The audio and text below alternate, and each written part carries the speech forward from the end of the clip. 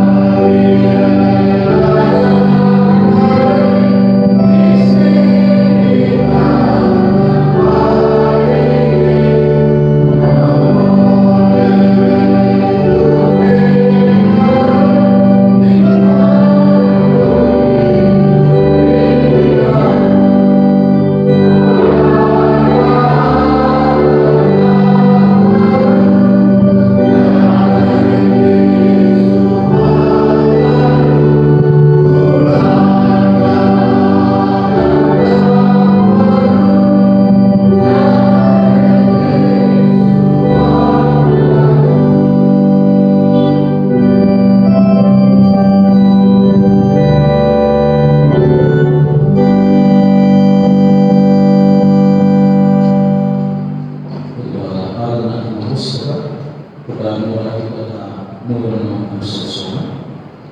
153ನೇ ಪುಟದಲ್ಲಿರುವ 3ನೇ ಧ್ಯಾನ ಸ್ತುತಿಯನ್ನು ನಾವು ದೇವರಿಗೆ ಸಮರ್ಪಿಸೋಣ.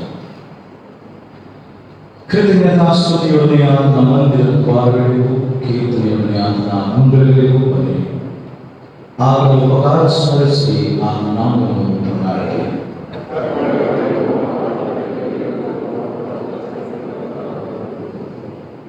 ಬನ್ನಿ ಮದುವೆ ಮಾಡಿದ ಕರ್ತನಿಗೆ ಸಾಷ್ಟಾಂಗಗಳಿಗೆ ಆರಾಧಿಸೋಣ.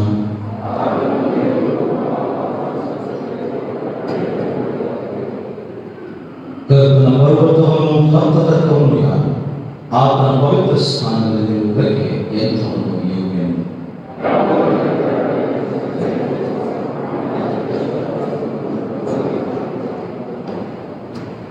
ಕರ್ತನಾದ ನಮ್ಮ ದೇವರು ಕರುಣಿಸುವವನು ಕ್ಷಮಿಸುವವನು ಆಗಿದ್ದಾನೆ. ನಾವು ಆತನಿಗೆ ತಿರುಗಿದೆವಲ್ಲ. ಕರ್ತನಾದ ದೇವರ ಮಾತನ್ನು ಕೇಳಲಿಲ್ಲ, ನಮಗೆ ಗೊತ್ತು ಮಾಡಿದ ಅದರ ಮಾರ್ಗದಲ್ಲಿ ನಡೆಯಲಿಲ್ಲ.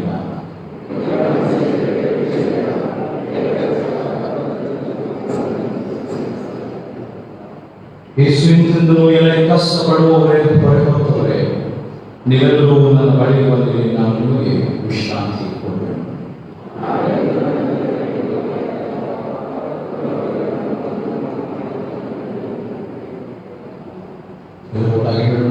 ಕರ್ತನೆ ನನ್ನ ಶರಣೆ, ನನ್ನ ಮೋಕ್ಷ, ನನ್ನ ಮಾತುಗಳನ್ನು ನನಗೆ ಸಮರ್ಪಣವಾಗಿರಲಿ.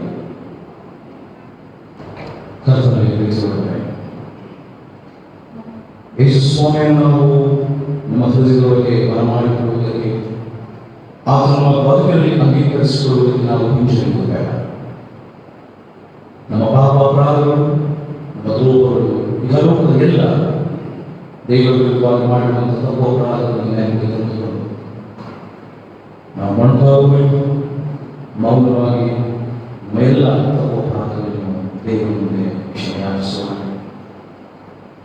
ಮೊಣಕಾಗುವುದರಾಗಿ ನಮ್ಮ ತಪ್ಪು ಅಪರಾಧಗಳನ್ನು ದೇವರ ಮುಂದೆ ಕ್ಷಮೆಯಾಚಿಸೋಣ.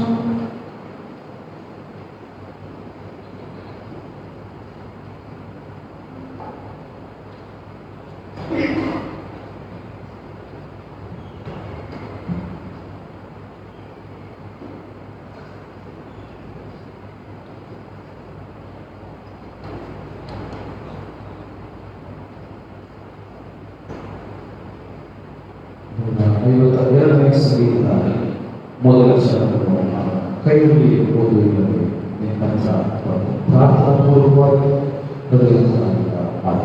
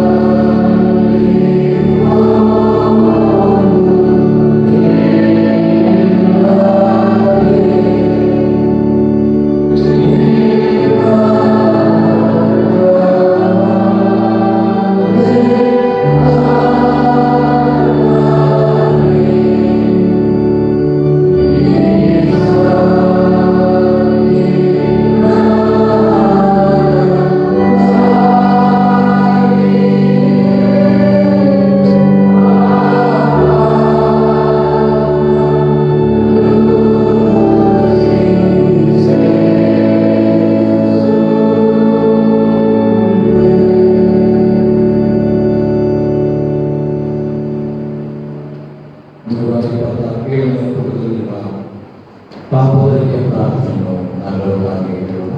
ಪುಟ 127 ಪಾಪದಕ್ಕೆ ಪ್ರಾರ್ಥನೆಯನ್ನು ಪುಟಾಗಿ ನಾವು ಪೌರ ಮಾಡಿ ಮನೋವಾಕಾರದಿಂದ ಹಾಳು ಮಾಡಿದ್ದೇವೆ.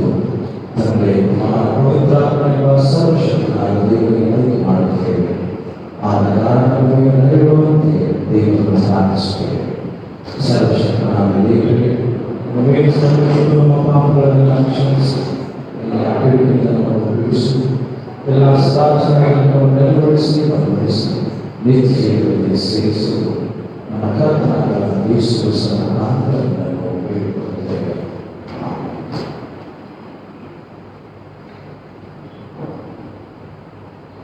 ತಪ್ಪುಗಳನ್ನು ಕಡಿಮೆ ಮಾಡುವುದಕ್ಕೆ ದೇವರ ಕ್ಷಮಾವಚನ ಶುಭವಾಗಿ ಆಗುತ್ತದೆ.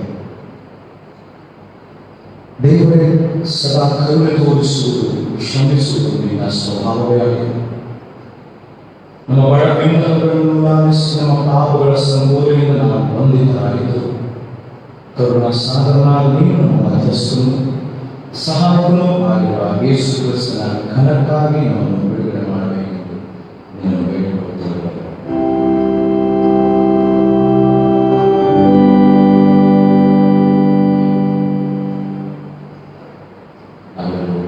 ದೇವರಿಗೆ ಉಪಕಾರ ಸ್ಮರಣೆ ಮಾಡುವ, ದೇವರಿಗೆ ಉಪಕಾರ ಸ್ಮರಣೆ ಮಾಡುವ ಹಾಗೆ ಕೀರ್ತನೆಗಳ ಸಂಗ್ರಹ 114ನೇ ಕೀರ್ತನೆಗಳ ಸಂಗ್ರಹ 114ನೇ ಕೀರ್ತನೆಗಳಿರುವಂತಹ ಕೆಲವು ವಚನಗಳನ್ನು ನಾವು ಒಟ್ಟಾಗಿ ಸೇರಿ ಓದುವರಾಗೋಣ. 114ನೇ ಕೀರ್ತನೆ ಮೊದಲನೆಯ ವಚನದಿಂದ 14ನೇ ವಚನದವರೆಗೆ ಒಟ್ಟಾಗಿ ಸೇರಿ ಓದೋಣ. 114 ಪ್ರಾರಂಭದ 14ನೇ ವಚನ. ಯೆಹೋವನನ್ನು ಪ್ರೀತಿಸುತ್ತೇನೆ, ಆತನು ನನ್ನ ಮೊರೆಯನ್ನು ಕೇಳುವನು, ಆತನು ನನ್ನ ವಿಜ್ಞಾಪನೆಗೆ ಕಿವಿಗೊಡುತ್ತಾನೆ. ಜೀವನದಲ್ಲಿರುವವರೆಗೂ ಆತನನ್ನೇ ಪ್ರಾರ್ಥಿಸುತ್ತೇನೆ. ಮರಣಪಾಶಗಳು ನನ್ನನ್ನು ಸುತ್ತಿಕೊಂಡಿದ್ದವು, ಪಾತಾಳ ವೇದನೆಗಳು ನನ್ನನ್ನು ಹಿಡಿದಿದ್ದವು, ಚಿಂತೆಯಲ್ಲಿಯೂ ಇಕ್ಕಟ್ಟಿನಲ್ಲಿಯೂ ಬಿದ್ದು ಹೋಗಿದೆ.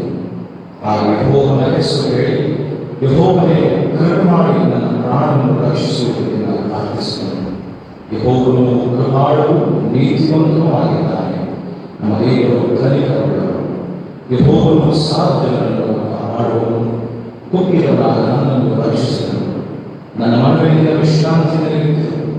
ಯೆಹೋವನು ನಿಮ್ಮ ಮಹೋಪಕಾರಗಳನ್ನು ಮಾಡಿದ್ದಾನಲ್ಲ. ಯೆಹೋವನೇ, ನಾನು ಜೀವಲೋಕದಲ್ಲಿದ್ದು ನಿನಗೆ ನಡೆದುಕೊಳ್ಳಬೇಕೆಂದು ನೀನು ನನ್ನ ಪ್ರಾಣವನ್ನು ಮರಣಕ್ಕೆ ತಪ್ಪಿಸಿ ಕಣ್ಣೀರನ್ನು ನಿಲ್ಲಿಸಿ ನನ್ನ ಪಾದಗಳನ್ನು ಎಡವಂತೆ ಕಾದಿದ್ದೀ. ನಾನು ಬಹಳವಾಗಿ ಕುಗ್ಗಿ ಹೋಗಲೆಂದು ಹೇಳಿದಾಗ ಮನುಷ್ಯರೆಲ್ಲ ಒಳ್ಳೆ ಎಂದು ಭ್ರಾಂತಿಯಿಂದ ಮುಸಿರಿದಾಗಲೂ ಭರವಸೆಗೊಳ್ಳಲಾಗೇ ಇದ್ದೆನು. ಯೆಹೋವನ ಮಹೋಪಕಾರಗಳಿಗೆ ಬದಲೇನು ಮಾಡಲಿ, ರಕ್ಷಣಾ ಪಾತ್ರೆಯನ್ನು ತೆಗೆದುಕೊಂಡು ಯೆಹೋವನನ್ನು ಪ್ರಯಾಣಪಡಿಸಿದನು. ಯೆಹೋವನಿಗೆ ಹೊತ್ತ ಹರಕೆಗಳನ್ನು ಆತನ ಎಲ್ಲ ಜನರೊಂದಿಗೆ ಸಲ್ಲಿಸುವನು. ಆಮೇಲೆ ಕುಳಿತುಕೊಳ್ಳಿ.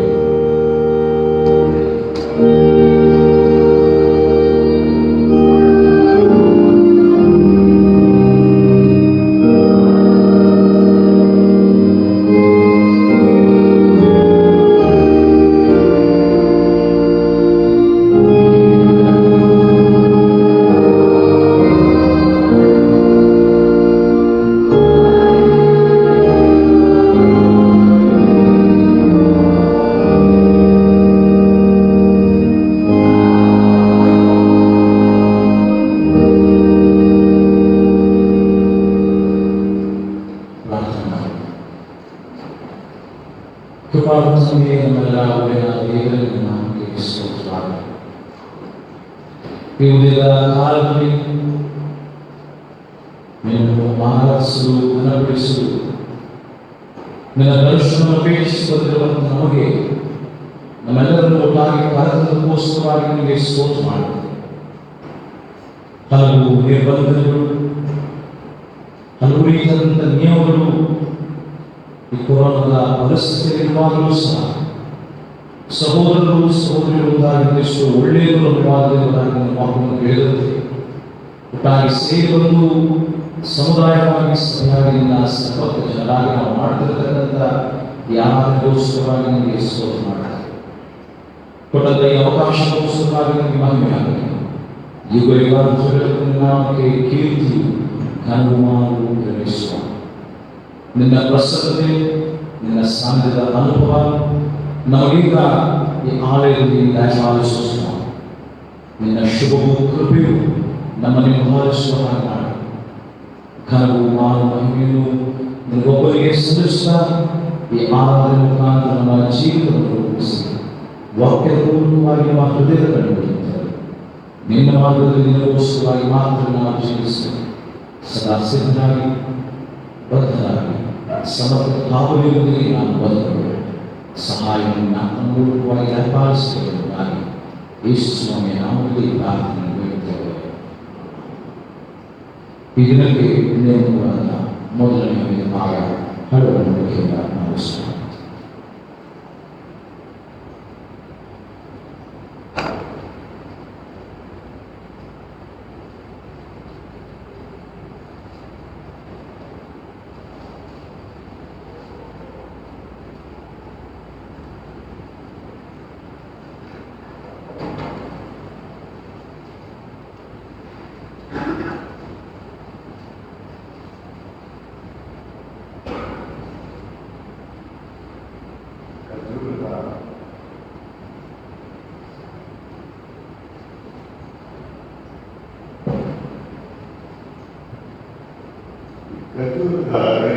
ವಿಶೇಷ ಆರಾಧನೆಗೆ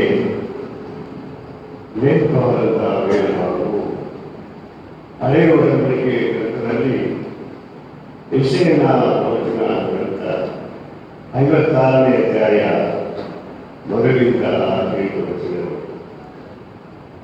ಯೆಶಾಯನ ಪ್ರವಚನ ಗ್ರಂಥ 56ನೇ ಅಧ್ಯಾಯ ವಚನ ಮೊದಲಿಂದ 8. ದೇವರ ವರ್ಗವನ್ನು ಯೆಹೋವನ ನಿಯಮಗಳನ್ನು ಅನುಸರಿಸುವ ನಪುಂಸಕರು ವಿದೇಶಿಯರು ದೇವಾಲಯದಲ್ಲಿ ಹಕ್ಕುದಾರರಾದರು. ಯೆಹೋವನು ಹೀಗೆನ್ನುತ್ತಾನೆ, ನ್ಯಾಯವನ್ನು ಅನುಸರಿಸಿ ಧರ್ಮವನ್ನು ಆಚರಿಸಿ, ಏಕೆಂದರೆ ನನ್ನ ವಿಮೋಚನೆ ಕ್ರಿಯೆಯು ಬೇಗನೆ ಬರುವುದು, ನನ್ನ ರಕ್ಷಣಾ ಧರ್ಮದ ಕಾರ್ಯವು ಶೀಘ್ರವಾಗಿ ವ್ಯಕ್ತವಾಗುವುದು. ಈ ವಿಧಿಯನ್ನು ಕೈಗೊಳ್ಳುವ ಮನುಷ್ಯರು ಧನ್ಯರು. ಇದನ್ನೇ ಭದ್ರವಾಗಿ ಸಬ್ಬ ದಿನವನ್ನು ಹೊರೆ ಮಾಡದೆ ದೇವರ ದಿನವೆಂದು ಆಚರಿಸುತ್ತಾ ಯಾವ ಕೇಳಿಗೂ ಕೈ ಹಾಕದ ಮಾನವರು ಭಾಗ್ಯವಂತರು. ಯೆಹೋವನನ್ನು ಅವಲಂಬಿಸಿ ದೇಶಿಯರು, ಯೆಹೋವನು ತನ್ನ ಜನರಿಂದ ನನ್ನನ್ನು ಖಂಡಿತವಾಗಿ ಅನುಭವಿಸುವುದೆಂದು ಮಾತಾಡುತ್ತಿರುವುದು. ಮತ್ತು ನಪುಂಸಕರು ಅಯ್ಯೋ ನಾನು ಗೊತ್ತುಮರ ಎಂದು ಅಂದುಕೊಳ್ಳದಿರಲಿ. ಯೆಹೋವನು ಹೇಳುತ್ತಾನೆ, ಸಬ್ಬತ್ ದಿನಗಳನ್ನು ನನ್ನ ದಿನಗಳೆಂದು ಆಚರಿಸಿ ನನಗೆ ಮೆಚ್ಚಿಕೆಯಾದದನ್ನು ಕೈಕೊಂಡು ಒಡಂಬಡಿಕೆಯನ್ನು ಭದ್ರವಾಗಿ ಇಟ್ಟುಕೊಂಡಿರುವ ನಪುಂಸಕರಿಗೆ ನನ್ನ ಪ್ರಕಾರಗಳೊಳಗೆ ನನ್ನ ಆಲಯದಲ್ಲಿ ಅವರ ಜ್ಞಾಪಕಾರ್ಥವಾಗಿ ಸೀರೆಯನ್ನಿಟ್ಟು 8 ಗಂಡು ಮಕ್ಕಳಿಗಿಂತ ಮೇಲಾದ ಹೆಸರುವಾಸಿಯನ್ನು ದಯಪಾಲಿಸಬೇಕು. ಹೌದು, ಎಂದೂ ಅಳಿಯದ ಶಾಶ್ವತ ನಾಮವನ್ನು ಅನುಗ್ರಹಿಸುವುದು. ಅನ್ಯ ದೇಶಗಳಲ್ಲಿ ಯಾರು ಯೆಹೋವನೆಂಬ ನನ್ನನ್ನು ಅವಲಂಬಿಸಿ ಸೇವಿಸಿ ನನ್ನ ನಾಮವನ್ನು ಪ್ರೀತಿಸಿ ನನಗೆ ದಾಸರಾಗಿ ಸಬ್ಬತ್ ದಿನವನ್ನು ಹೊರೆ ಮಾಡದೆ ನನ್ನ ದಿನವೆಂದು ಆಚರಿಸಿ ನನ್ನ ಒಡಂಬಡಿಕೆಯನ್ನು ಭದ್ರವಾಗಿ ಇರುತ್ತಾರೋ ಅವರೆಲ್ಲರೂ ನಾನು ನನ್ನ ಪವಿತ್ರ ಪರಮಶಕ್ತಿ ಬರಮಾಡಿ ನನ್ನ ಪ್ರಾರ್ಥನಾಲಯಗಳಲ್ಲಿ ಉಲ್ಲಾಸಗೊಳ್ಳುವೆನು. ನನ್ನ ವ್ಯಕ್ತಿ ಯಜ್ಞವೇದಿಯಲ್ಲಿ ಅವರು ಅರ್ಪಿಸುವ ಸರ್ವಾಂಗಹೋಮಗಳು ಯಜ್ಞಗಳು ನನಗೆ ರಕ್ಷೆಯಾದವು. ನನ್ನ ಆಲಯವು ಎಲ್ಲ ಜನಾಂಗಗಳಿಗೂ ಪ್ರಾರ್ಥನಾಲಯ ಎನಿಸಿಕೊಳ್ಳುವುದು. ಇಸ್ರಾಯೇಲಿನ ದೇಶದಷ್ಟು ಕೂಡಿಸಿಕೊಳ್ಳುವ ಕರ್ತನಾದ ಯೆಹೋವನ ನುಡಿಯೆಂದರೆ, ನಾನು ಕೂಡಿಸಿದ ಇಸ್ರಾಯೇಲರೊಂದಿಗೆ ಇನ್ನೂ ಹಲವರನ್ನು ಊಹಿಸುವುದು ಎಂಬುದು ದೇವರಿಗೆ ಸ್ತೋತ್ರವಾಗಿದೆ. ತೊಂಬತ್ತ ಐದನೇ ಕೀರ್ತನೆಯನ್ನು ಹಾಡಿರುವುದಕ್ಕೆ ಗಾನ ಮಾಡೋಣ. ಪುದುವಾದ ಕಾಲದ ಪುಸ್ತಕದಲ್ಲಿ 109ನೇ ಪುಟ ಕೀರ್ತನೆಯ ಸಂಘದ 90ನ್ನು ನಾವು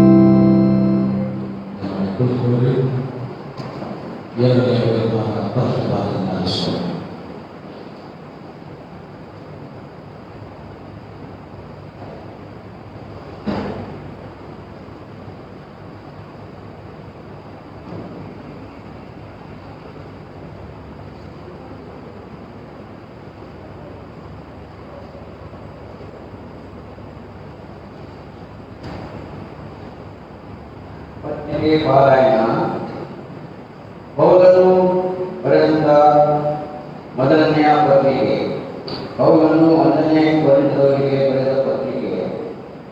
ದೇವರ ವಾಕ್ಯವನ್ನು ಓದಿ ಕೇಳೋಣ. ಅಧ್ಯಾಯ 3 16ನೇ ವಚನದಿಂದ 21ರವರೆಗೆ. ಅಧ್ಯಾಯ 3 16ನೇ ವಚನ 21ರವರೆಗೆ. ನೀವು ದೇವರ ಆಲಯವಾಗಿದ್ದೀರೆಂದು, ದೇವರು ಆತ್ಮನು ನಿಮ್ಮಲ್ಲಿ ವಾಸ ಮಾಡುತ್ತಾನೆಂದು ನಿಮಗೆ ಗೊತ್ತಿಲ್ಲವೋ? ಯಾವನಾದರೂ ದೇವರ ಆಲಯವನ್ನು ಕೇಳಿಸಿದರೆ ದೇವರು ಅವನನ್ನು ಕೇಳಿಸುವನು. ಯಾಕೆಂದರೆ ದೇವರ ಆಲಯವು ಪವಿತ್ರವಾದದ್ದು, ಆ ಆಲಯವು ನೀವೇ. ಯಾವನು ತನ್ನನ್ನು ತಾನೇ ಮೋಸಗೊಳಿಸದಿರಲಿ. ತಾನು ನಿಮ್ಮಲ್ಲಿ ಲೋಕ ಸಂಬಂಧವಾಗಿ ಜ್ಞಾನಿಯಾಗಿದ್ದೇನೆಂದು ಭಾವಿಸಿಕೊಳ್ಳುವವನು ಜ್ಞಾನಿಯಾಗುವಂತೆ ಹುಚ್ಚನಾಗಲಿ. ಯಾಕೆಂದರೆ ಇಹಲೋಕ ಜ್ಞಾನವು ದೇವರ ಮುಂದೆ ಹುಚ್ಚುತನವಾಗಿದೆ.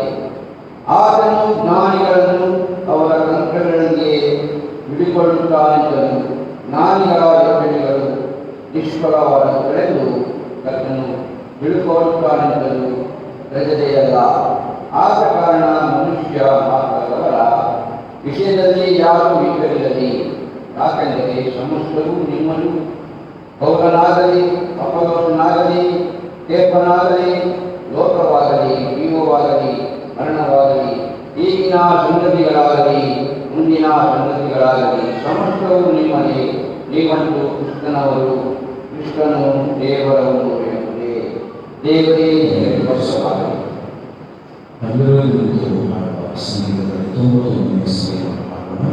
ಪ್ರಭಾವದಿಂದ ಬರೆಸು ಆ ರೂಪಿನಾಗಿ ಬಂದು ಅರಿಯುವ ಸಾಹಸ ಹೊಸನ ಮಾಡಿ 99ನೇ ಸ್ನೇಹವನ್ನು ಮಾಡೋಣ. ಿ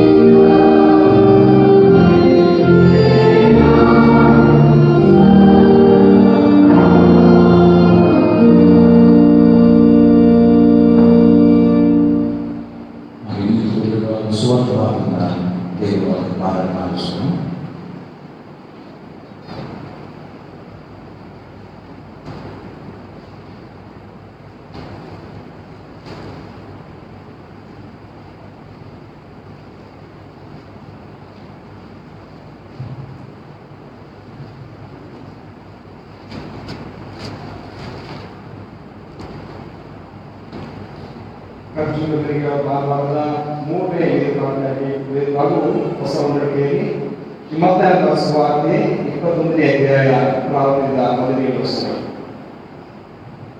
ಯೇಸು ಅರಸನಂತೆ ಯೆರೂಸಲೇಮಿನಲ್ಲಿ ಪ್ರವೇಶ ಮಾಡಿದರು.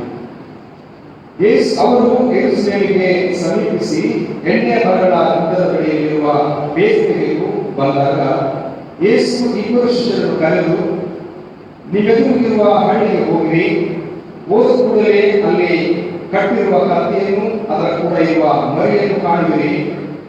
ಅವುಗಳನ್ನು ಬಿಚ್ಚಿ ನನ್ನ ಹತ್ತಿರಕ್ಕೆ ಹಿಡ್ಕೊಂಡು ಬನ್ನಿರಿ. ಯಾರಾದರೂ ನಿಮಗೆ ಏನಾದರೂ ಹೇಳಿದರೆ ನೀವು ಸ್ವಾಮಿಯವರಿಗೆ ಬೇಕಾಗಿವೆ ಕಂಡಿರಿ, ಕೂಡಲೇ ಅವುಗಳನ್ನು ಬಿಟ್ಟುಕೊಡುವನು ಎಂದು ಹೇಳಿ ಕಳುಹಿಸಿದನು. ಒಬ್ಬ ಪ್ರವಾದಿಯ ಮುಖಾಂತರ ಹೇಳಿದ ಮಾತು ನೆರವೇರುವಂತೆ ಇದು ಆಯಿತು. ಆ ಮಾತು ಏನೆಂದರೆ, ಜೀವನ ನಗರಿಗೆ ನೋಡು, ನಿನ್ನ ಅರಸು ನಿನ್ನ ಬಳಿಗೆ ಬರುತ್ತಾನೆ, ಆತನು ಶಾಂತ ಗುಣವುಳ್ಳವನಾಗಿಯೂ ಕತ್ತೆಯನ್ನು, ಹೌದು ಪ್ರಾಯದ ಕತ್ತೆ ಮರಿಯನ್ನು ಹತ್ತಿದವನಾಗಿಯೂ ಬರುತ್ತಾನೆ ಎಂದು ಹೇಳಿರಿ ಎಂಬುದು. ಆಗ ಶಿಷ್ಯರು ಹೋಗಿ ಯೇಸು ತಮಗೆ ಅಪ್ಪಣೆ ಕೊಟ್ಟಂತೆಯೇ ಕತ್ತೆಯನ್ನು ಮರಿಯನ್ನು ತಂದು ಅವುಗಳ ಮೇಲೆ ತಮ್ಮ ಬಟ್ಟೆಗಳನ್ನು ಹಾಕಲು ಆತನ ಹತ್ತಿ ಕೂತುಕೊಂಡನು. ಆಗ ಜನರ ಗುಂಪಿನಲ್ಲಿ ಬಹಳ ಮಂದಿ ತಮ್ಮ ಬಟ್ಟೆಗಳನ್ನು ದಾರಿಯಲ್ಲಿ ಹಾಸಿದರು. ಬೇರೆ ಕೆಲವರು ಮರಗಳ ಚಿಗುರುಗಳನ್ನು ಕೊಯ್ದು ದಾರಿಯಲ್ಲಿ ಹರಡುತ್ತಿದ್ದರು. ಆತನ ಹಿಂದೆಯೂ ಮುಂದೆಯೂ ಗುಂಪಾಗಿ ಹೋಗುತ್ತಿದ್ದ ಜನರು, ದಾವೀದನ ಕುಮಾರನಿಗೆ ಜಯ, ಕರ್ತನ ಹೆಸರಿನಲ್ಲಿ ಬರುವವನಿಗೆ ಆಶೀರ್ವಾದ, ಮೇಲ್ಮಕ್ಕಳಲ್ಲಿ ಜಯ ಎಂದು ಆರ್ಭಟಿಸಿದರು. ಯೇಸು ಯೆರೂಸಲೇಮನ್ನು ಸೇರಲು ಪಟ್ಟಣವೆಲ್ಲ ಗದ್ದಲವಾಗಿ, ಈತನು ಯಾರು ಅಂದರು. ಅದಕ್ಕೆ ಆ ಜನರ ಗುಂಪಿನವರು, ಈತನು ಆ ಪ್ರವಾದಿ ಗಲಿಲಾಯದ ನಜರೇತಿನ ಯೇಸು ಅಂದರು. ಯೇಸು ದೇವಾಲಯದ ವ್ಯಾಪಾರಸ್ಥರನ್ನು ಹೊರಡಿಸಿದರು. ಬಳಿಕ ಯೇಸು ದೇವಾಲಯಕ್ಕೆ ಹೋಗಿ ಅದರಲ್ಲಿ ಮಾರುವ ಕೊಳ್ಳುವ ಎಲ್ಲರನ್ನೂ ಹೊರಡಿಸಿಬಿಟ್ಟು ಚಿನಿವಾರರ ಮೇಜುಗಳನ್ನು, ಪಾರಿವಾಳ ಮಾರುವವರ ಕಾಲ್ಮನೆಗಳನ್ನು ಕೆಡವಿ ಅವರಿಗೆ, ನನ್ನ ಆಲಯವು ಪ್ರಾರ್ಥನಾಲಯ ಎನಿಸಿಕೊಳ್ಳುವುದು ಎಂದು ಬರುತ್ತದೆ, ಆದರೆ ನೀವು ಅದನ್ನು ಕಳ್ಳರ ಗವಿ ಮಾಡುತ್ತೀರಿ ಎಂದು ಹೇಳಿದನು. ಆಗ ಕುರುಡರು ಕುಂಟರು ದೇವಾಲಯದಲ್ಲಿ ಆತನ ಬಳಿಗೆ ಬರಲು ಅವರನ್ನು ಸ್ವಸ್ಥ ಮಾಡಿದನು. ಆದರೆ ಮಹಾಯಾಜಕರು, ಶಾಸ್ತ್ರಿಗಳು ಆತನು ಮಾಡಿದ ಆಶ್ಚರ್ಯಕರವಾದ ಕಾರ್ಯಗಳನ್ನು, ದಾವೀದನ ಕುಮಾರನಿಗೆ ಜಯವೆಂದು ದೇವಾಲಯದಲ್ಲಿ ಕೂಗುತ್ತಿರುವ ಹುಡುಗರನ್ನು ನೋಡಿ ಸಿಟ್ಟುಕೊಂಡು ಆತನಿಗೆ, ಇವರು ಹೇಳುವುದನ್ನು ಕೇಳುತ್ತೀಯಾ ಎಂದು ಹೇಳಲು, ಯೇಸು, ಹೌದು ಕೇಳುತ್ತೇನೆ. ಸಣ್ಣ ಮಕ್ಕಳ ಬಾಯಿಂದಲೂ ಮೊಲೆ ಕುರಿಸುಗಳ ಬಾಯಿಂದಲೂ ಸ್ತೋತ್ರವನ್ನು ಸಿದ್ಧಿಗೆ ತಂದಿ ಎಂಬುದನ್ನು ನೀವು ಎಂದಾದರೂ ಓದಲಿಲ್ಲವೋ ಅಂದನು. ಬಳಿಕ ಅವರನ್ನು ಬಿಟ್ಟು ಪಟ್ಟಣದಿಂದ ಹೊರಟು ಬೇತಾನ್ಯಕ್ಕೆ ಬಂದು ಅಲ್ಲಿ ರಾತ್ರಿ ಇಳಿದುಕೊಂಡನು ಎಂಬುವಂತೆ. ಕ್ರಿಸ್ತನಿಗೆ ಸ್ತೋತ್ರ.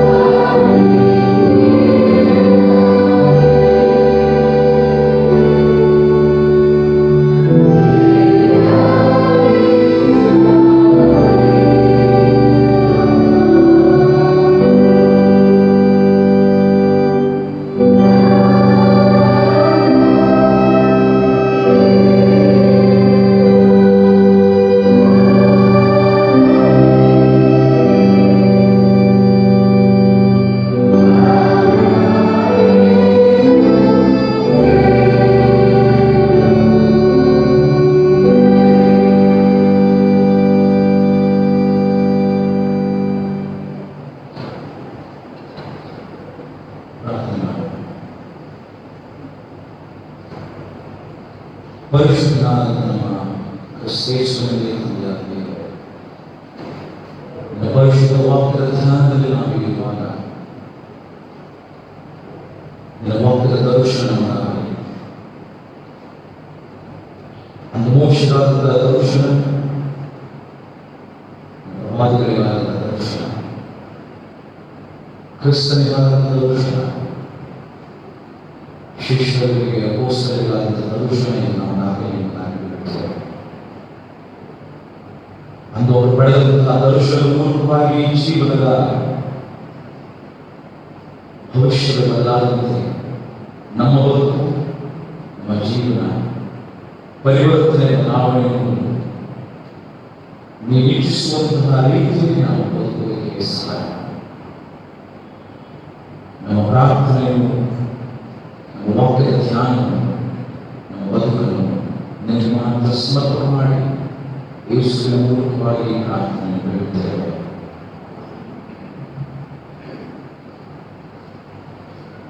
ನಿಮ್ಮೆಲ್ಲರಿಗೂ ಶುಭ ಮುಂಜಾನೆ.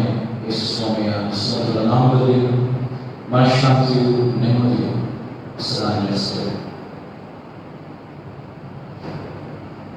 ಈ ದಿನ ದೇವರ ಕೃಪೆ, ದೇವರ ಆಶೀರ್ವಾದ, ದೇವರ ಅನುಗ್ರಹದ ಮೂಲಕ ಕಳೆದ ವರ್ಷ ನಾವು ಅನುಭವಿಸಿರುವಂತಹ ಈ ದಾರ್ಶನಿಕ ಸಂಗತಿಯನ್ನು ಇಂದು ನಾವು ಖರ್ಜುರ ಗೈರ ಭಾನುವಾರದ ದಿನವನ್ನು ಆಚರಿಸಲು, ಕೈಗೊಳ್ಳಲು, ಮನ ಮಾಡಲು ದೇವರು ಅವಕಾಶ ಮಾಡಿಕೊಂಡಿದ್ದಾರೆ. ದೇವರಿಗೆ ನಾವು ವಂದಿಸೋಣ, ಘನಪಡಿಸೋಣ. ಐತಿಹಾಸಿಕ ಘಟನೆ, ಐತಿಹಾಸಿಕ ಕೃತ್ಯ, ಎಲ್ಲವುಗಳಿಗಿಂತ ಬಹುಮುಖ್ಯವಾಗಿ ಆಶೀರ್ವಾದದ ಸಂಕೇತವಾಗಿರುವಂತಹ ಖರ್ಜುರ ಗೈರ ಭಾನುವಾರದ ಆರಾಧನೆಯಲ್ಲಿ ನಾವಿಂದು ಪಾಲ್ಗೊಳ್ಳಲಾಗಿದೆ. ಎಲ್ಲರಿಗೂ ಬಹಳ ಚಿರಪರಿಚಯ, ಅರ್ಥದಲ್ಲಿಲ್ಲ, ಹೃದಯದಲ್ಲಿ, ಮನಸ್ಸಿನಲ್ಲಿ ಆಳವಾಗಿ ಬೇರೂರಿರುವಂತಹ ಸಂಗತಿ ಈ ಖರ್ಜುರ ಗೈರ ವಿಶೇಷತೆ, ವೈಶಿಷ್ಟ್ಯ ಮತ್ತು ವೈಭವ. ಸಂಘದಿಂದಲೂ ನಾವು ಈ ಆರಾಧನೆಯನ್ನು, ಈ ಆಚರಣೆಯನ್ನು ನಾವು ಕೈಗೊಂಡು ಬರುತ್ತಲೇ ಇದ್ದೇವೆ. ಆದರೆ ಕಾರ್ಯವು ಜೀವಿತದಲ್ಲಿ ಎಷ್ಟರ ಮಟ್ಟಿಗೆ ನಮಗೆ ಅರ್ಥಗರ್ಭಿತವಾಗಿ, ಆಶೀರ್ವಾದದಾಯಕವಾಗಿ ಪರಿಣಮಿಸಿದೆ, ದೇವರ ನಾಮಕ್ಕೆ ಘನ ಮಹಿಮೆ ತಂದಿದೆ ಎನ್ನುವುದು ಭಗವಂತನೇ ಬಲ್ಲ. ಯೇಸುವಿನ ಯೆರೂಸಲೇಮ್ ಪ್ರವೇಶ, ಯೇಸು ಯೆರೂಸಲೇಮಿಗೆ ಬಂದಂತಹ ಆತನ ಆಗಮನ ಅನೇಕರಿಗೆ ದಿಗಿಲು, ಭಯ, ಹೆದರಿಕೆ ಉಂಟಾದಂಥದ್ದು ಸಹ. ಯಾಕಂದ್ರೆ ಯೆರೂಸಲೇಮ್ ಎನ್ನುವಂತಹ ಪಟ್ಟಣ ಧಾರ್ಮಿಕವಾಗಿ, ರಾಜಕೀಯವಾಗಿ, ಸಾಮಾಜಿಕವಾಗಿ, ಐತಿಹಾಸಿಕವಾಗಿ ಅದೊಂದು ಕೇಂದ್ರ ಸ್ಥಳ. ಎಲ್ಲವುಗಳಿಗಿಂತ ಮುಖ್ಯವಾಗಿ ಧಾರ್ಮಿಕವಾಗಿ ಅದು ಇಸ್ರಾಯೇಲ್ ಜನರಿಗೆ, ಆರಿಸಿಕೊಂಡಂತಹ ಜನಾಂಗದವರಿಗೆ ಅದು ಜೀವ. ಯಾಕಂದರೆ ಯೆರೂಸಲೇಮಿನ ದೇವಾಲಯ ಯೆರೂಸಲೇಮ್ ಪಟ್ಟಣದಲ್ಲಿ ಹಾರ್ಟ್ ಆಫ್ ಸಿಟಿ ಎಂಬುದಾಗಿ ಅಲ್ಲಿರುವಂತಹ ಸ್ಥಳ ಆಗಿದೆ. ಅದಕ್ಕಾಗಿ ಅವರು ಹಲವು ಬೇರೆ ಬೇರೆ ಊರುಗಳಿಂದ, ದೇಶಗಳಿಂದ ಚದರಿ ಹೋದಾಗಲೂ ಸಹ ಅಲ್ಲಿಗೆ ಬಂದು ತಮ್ಮ ಪಸ್ಕ ಹಬ್ಬದ ಆಚರಣೆ, ವರ್ಣಶಾಲೆಯ ಆಚರಣೆಗಳು, ಹಬ್ಬ ಹರಿದಿನಗಳನ್ನು ಅಲ್ಲಿ ಮಾಡುತ್ತಾರೆ. ಯೇಸು ಸ್ವಾಮಿಯ ಜೀವನ ಚರಿತ್ರೆಯನ್ನು ಗಮನಿಸುವಾಗ ಬಹಳ ಮುಖ್ಯವಾಗಿ ಮತ್ತು ವಿಶೇಷವಾಗಿ ಆತನ ಸುವಾರ್ತೆಯ ಆರಂಭ ಆದದ್ದು ಗಲಿಲಾಯ ಪ್ರದೇಶದಲ್ಲಿ.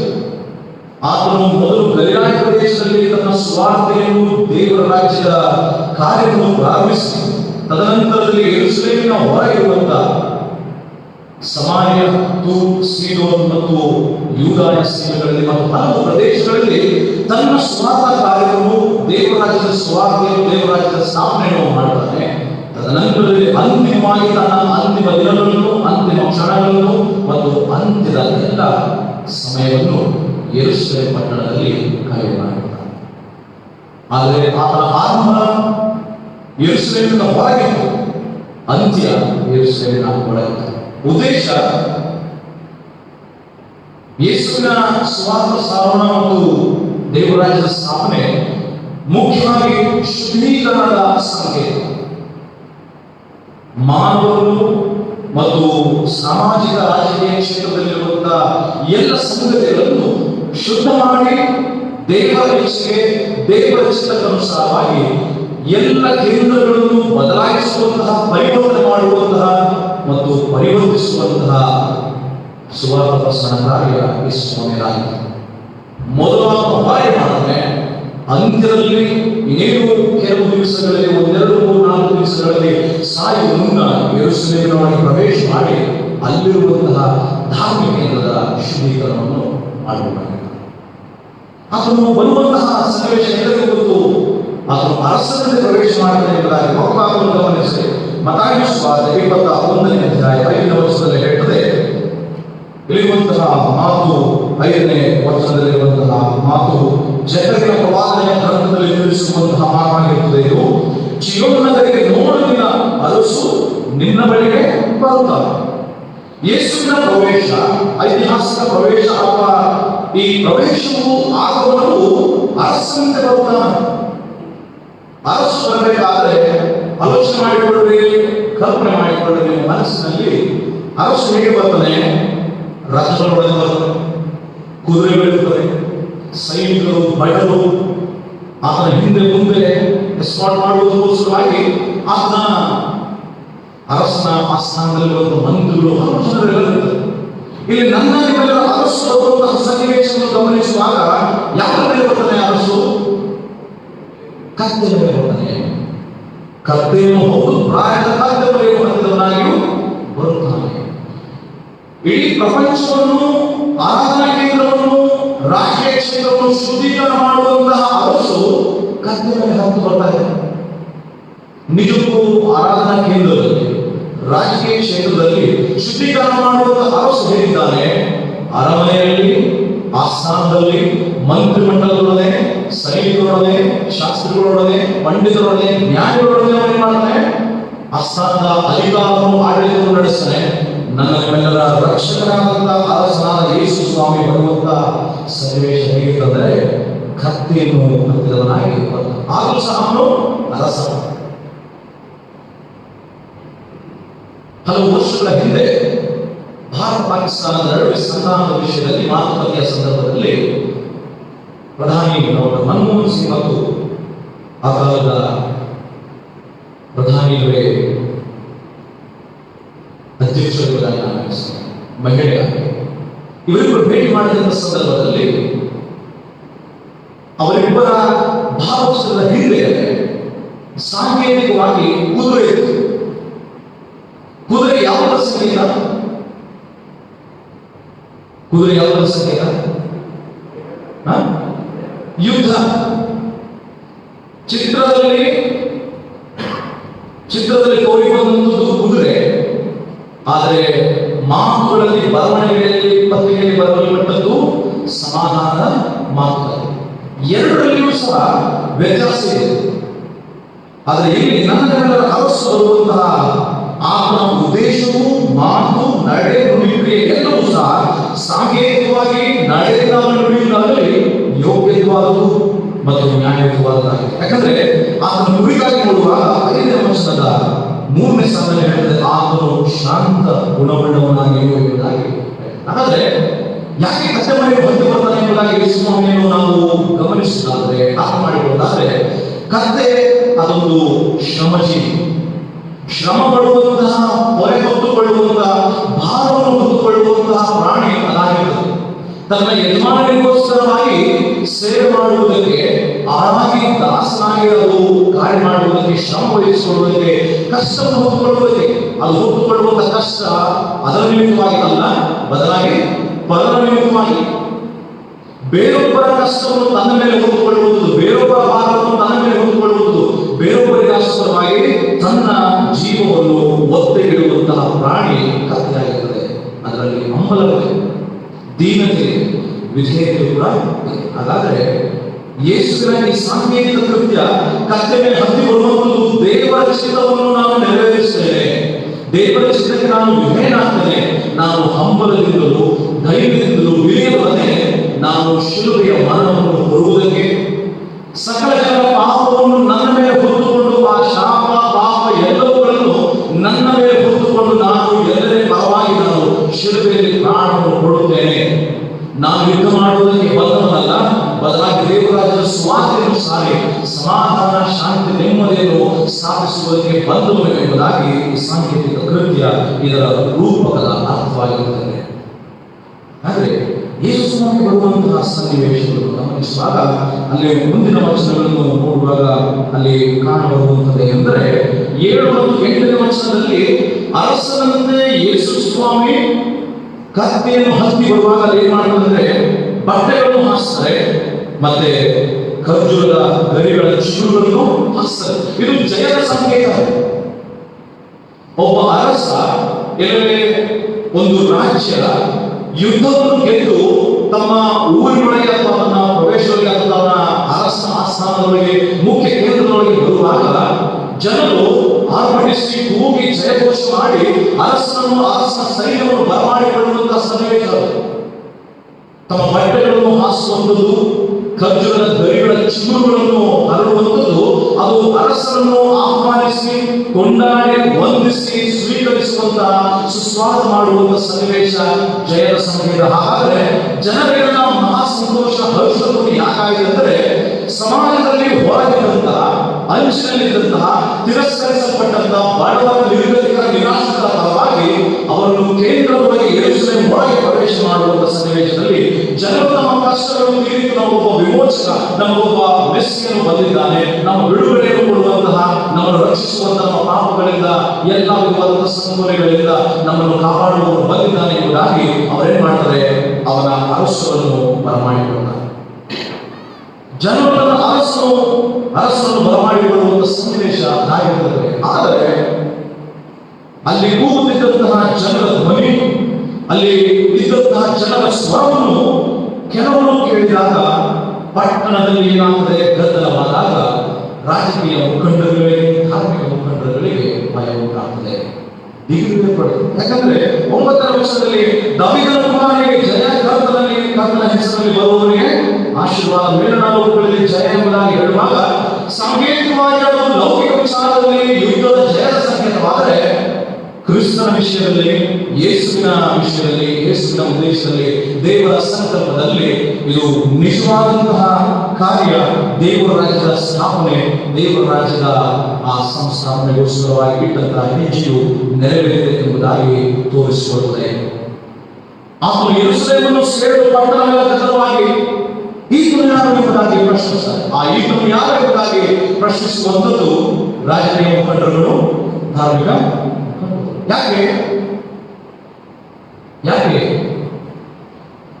ಯೇಸುವಿನ ಜೀವನ ಕಾರ್ಯಗಳನ್ನು, ಯೇಸುವಿನ ಸ್ವಾರ್ಥ ಕೆಲಸಗಳು, ಅದ್ಭುತಗಳು, ಮಹತ್ವಗಳು, ಸೂಚಕ ಕಾರ್ಯಗಳನ್ನು ಕಂಡಾಗ ಜನರೆಲ್ಲರೂ ಸಹ ನಮಗೊಬ್ಬ ವಿಮೋಚಕ, ನಮಗೊಬ್ಬ ರಕ್ಷಕ, ನಮ್ಮೆಲ್ಲರ ನಾಯಕ ಹುಟ್ಟಿ ಬಂದಿದ್ದಾನೆ, ಆತನು ಮೆಸ್ಸಿಯನಾದ ಕ್ರಿಸ್ತನೆಂಬುದಾಗಿ ಹೇಳಿದಾಗ ಆತನು ಅನೇಕ ಜನರಿಗೆ ಊಟವನ್ನು ಬಡಿಸಿದಾಗ ಅಲ್ಲೇ ನಿಶ್ಚಯ ಮಾಡಿದ್ರು, ನಮಗೆ ಈತನೇ ಧಾರ್ಮಿಕವಾಗಿ, ರಾಜಕೀಯವಾಗಿ ಅರಸನಾಗಿ ಬರಬೇಕು ಎಂಬುದಾಗಿ ಜನರಲ್ಲಿ ಮಾತುಗಳಿತ್ತು.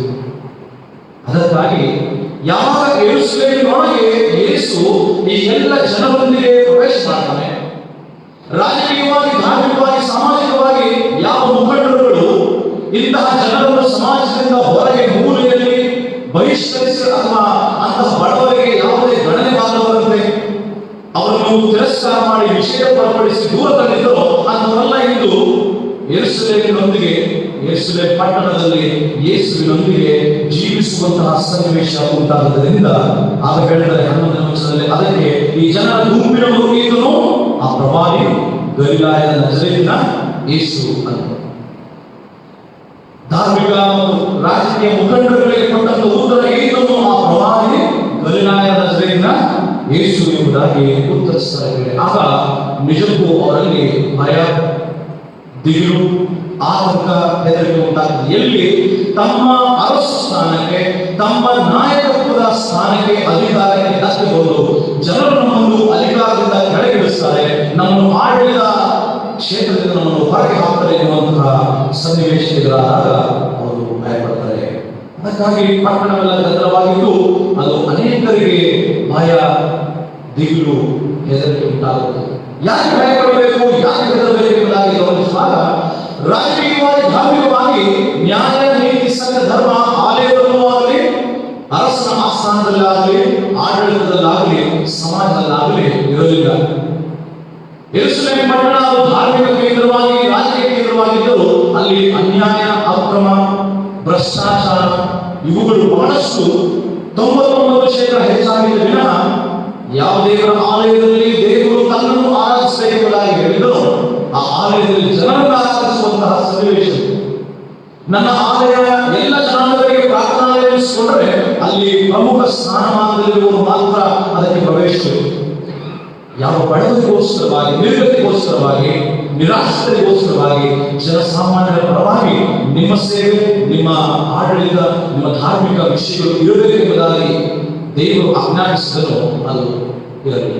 ಹಾಗಾಗಿ ಅಲ್ಲಿ ಗದ್ದಲವಾಗ್ತದೆ, ಯಾರು ಬರಲ್ಲ, ಈತನಾದು ಎಂಬ ಯೆಶಾಯ ಪ್ರವಾದನ ಗ್ರಂಥ 56ನೇ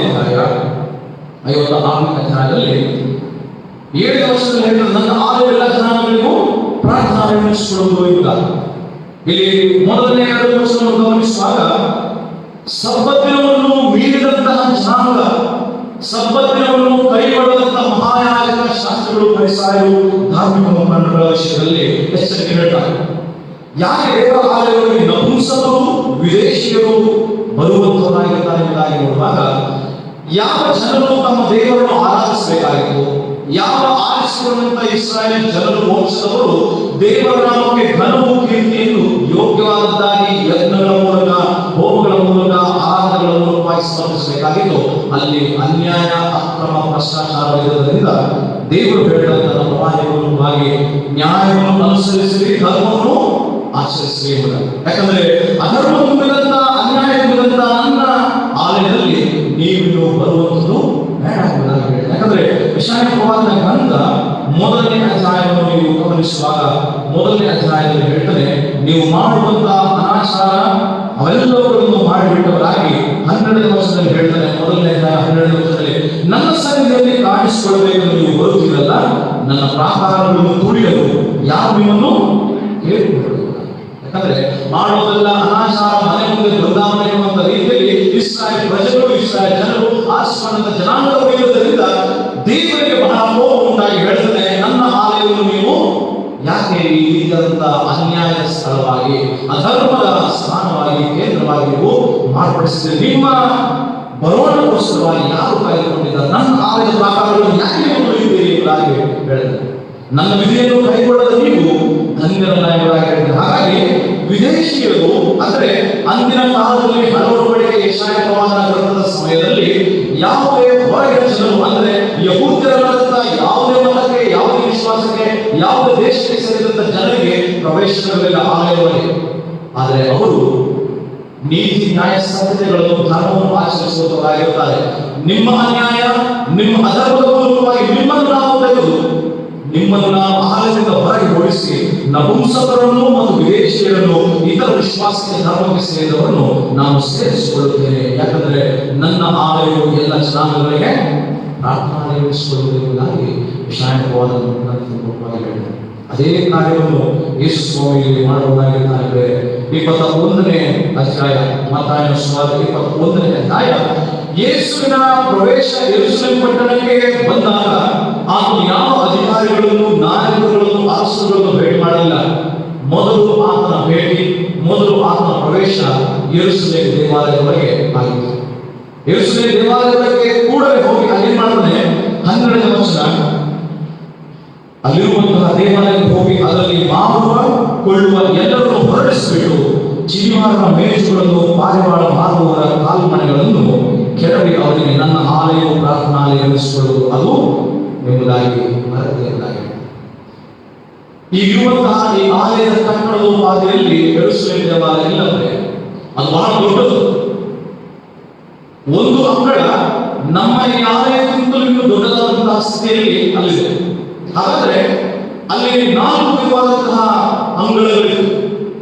ಮೊದಲು ಮಹಾಪರಿಶುದ್ಧವಾದಂತಹ ಸ್ಥಳ, ತದನಂತರದಲ್ಲಿ ಪರಿಶುದ್ಧವಾದ ಸ್ಥಳ, ಆಮೇಲೆ ಯಹೂದ್ಯರ ಅಂಗಳ, ಆಮೇಲೆ ಅನ್ಯರ ಅಂಗಳ. ಹೀಗೆ 4 ಭಾಗವಾಗಿ ಆಲಯದ ಚೌಕಟ್ಟು ಮತ್ತು ಭಾಗಗಳನ್ನು ವಿಭಜಿಸಿ ಕಟ್ಟಲ್ಪಟ್ಟದ್ದಾಗಿದೆ. ಮಹಾಪರಿಶುದ್ಧವಾದಂತಹ ಸ್ಥಳದಲ್ಲಿ ಮಹಾಯಾಜಕರು ಧೂಪವನ್ನು ಅರ್ಪಿಸುವುದಕ್ಕೆ, ಯಜ್ಞಗಳನ್ನು ಅರ್ಪಿಸುವುದಕ್ಕೆ ಹೋಗುತ್ತಿದ್ದರು. ಪರಿಶುದ್ಧವಾದಂತಹ ಸ್ಥಳದಲ್ಲಿ ದೇವರನ್ನು ಆರಾಧಿಸುವುದಕ್ಕೆ, ಸ್ತುತಿಸುವುದಕ್ಕೆ ಬಳಸುವಂತಹ ಸ್ಥಳವಾಗಿತ್ತು.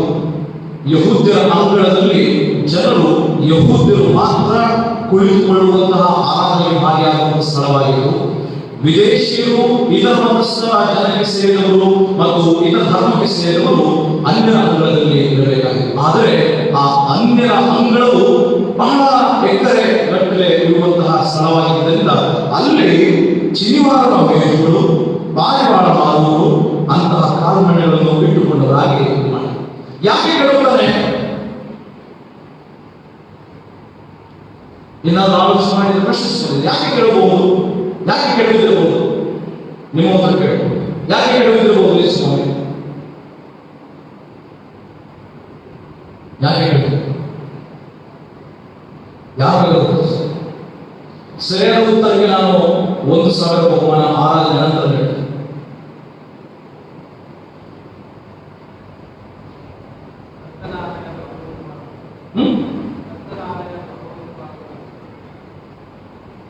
ಆರಾಧನೆ ಅದಿದೆ. ಆಲಯದ ಹೊರಗೆ ಇದ್ರಿಂದ ಅದನ್ನ ನಿಜವಾದ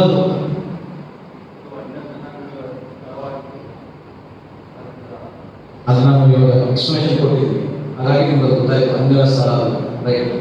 ಬೇರೆ ನಿಜವಾಗಿ ಯಾಕೆ ಕೇಳಬೇಕು?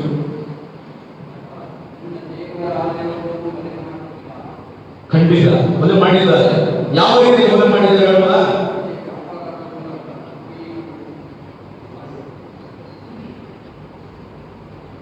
ಮುಂದೆ ಬರಲಿಲ್ಲ. ಸರಿ, ಟ್ರ್ಯಾಕ್ ಅಲ್ಲಿ ಇದ್ದೀರಾ, ಸರಿಯಾದ ಉತ್ತರದಲ್ಲಿ ಇದ್ದೀರಾ. ಆದ್ರೆ ನೈಜದಲ್ಲಿ ಬೇಕಾಗುತ್ತೆ.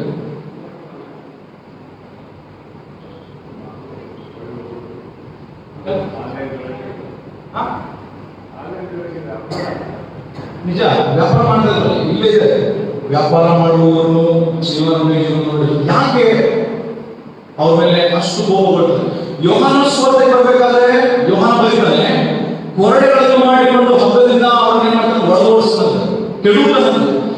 ಎಲ್ಲಿಯೂ ಸಹ ಬೈಬಲ್ನಲ್ಲಿ ಯೇಸು ಸ್ವಾಮಿ ಅಷ್ಟು ಆಕ್ರೋಶ, ಅಷ್ಟು ಕೋಪ ಕಾಣಲಿಲ್ಲ. ಆ ಸ್ಥಳದಲ್ಲಿ, ಆ ಸಮಯದಲ್ಲಿ ಮಾತ್ರ ನಾವು ಕಾಣ್ತೇವೆ. ಮಿಕ್ಕಿದ ಎಲ್ಲ ಕಡೆಗಳಲ್ಲಿ ಕನಿಕರ, ಪ್ರೀತಿ, ದಯೆ, ಅನುಕಂಪ, ಸ್ವಸ್ಥತೆ, ಆಚರಣೆ, ಆರೈಕೆ, ಸಾಂತ್ವನ, ಸಮಾಧಾನ ಮಾತುಗಳು ಹೇಳುವಂತಹ ಯೇಸುವನ್ನು ಕಾಣ್ತೇವೆ. ಆ ಸ್ಥಳದಲ್ಲಿ, ಆ ಸಮಯದಲ್ಲಿ ಮಾತ್ರ ಆಕ್ರೋಶ ಕೋಪಗೊಳ್ಳುವಂತಹ ಯೇಸುವನ್ನು ನಾವು ಕಾಣ್ತೇವೆ. ಯಾಕೆ? ಇಲ್ಲೇ ಇದೆ. Yes madam.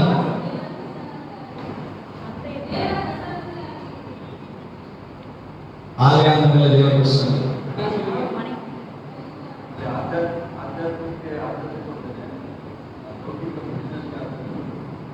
ನಾನು ಹೇಳಿದ್ದೆ, ನೀವು ಹೇಳಿದ ಸತ್ಯನೇ. ವ್ಯಾಪಾರ ವಾಣಿಜ್ಯ ಕೇಂದ್ರವಾಗಿ, ವ್ಯಾಪಾರದ ಸ್ಥಳವಾಗಿ ಮಾರ್ಪಟ್ಟಿತ್ತು. ಆದರೆ ಅಲ್ಲಿ ನ್ಯಾಯಯುತವಾದಂತಹ ವ್ಯಾಪಾರ ಇರಲಿಲ್ಲ.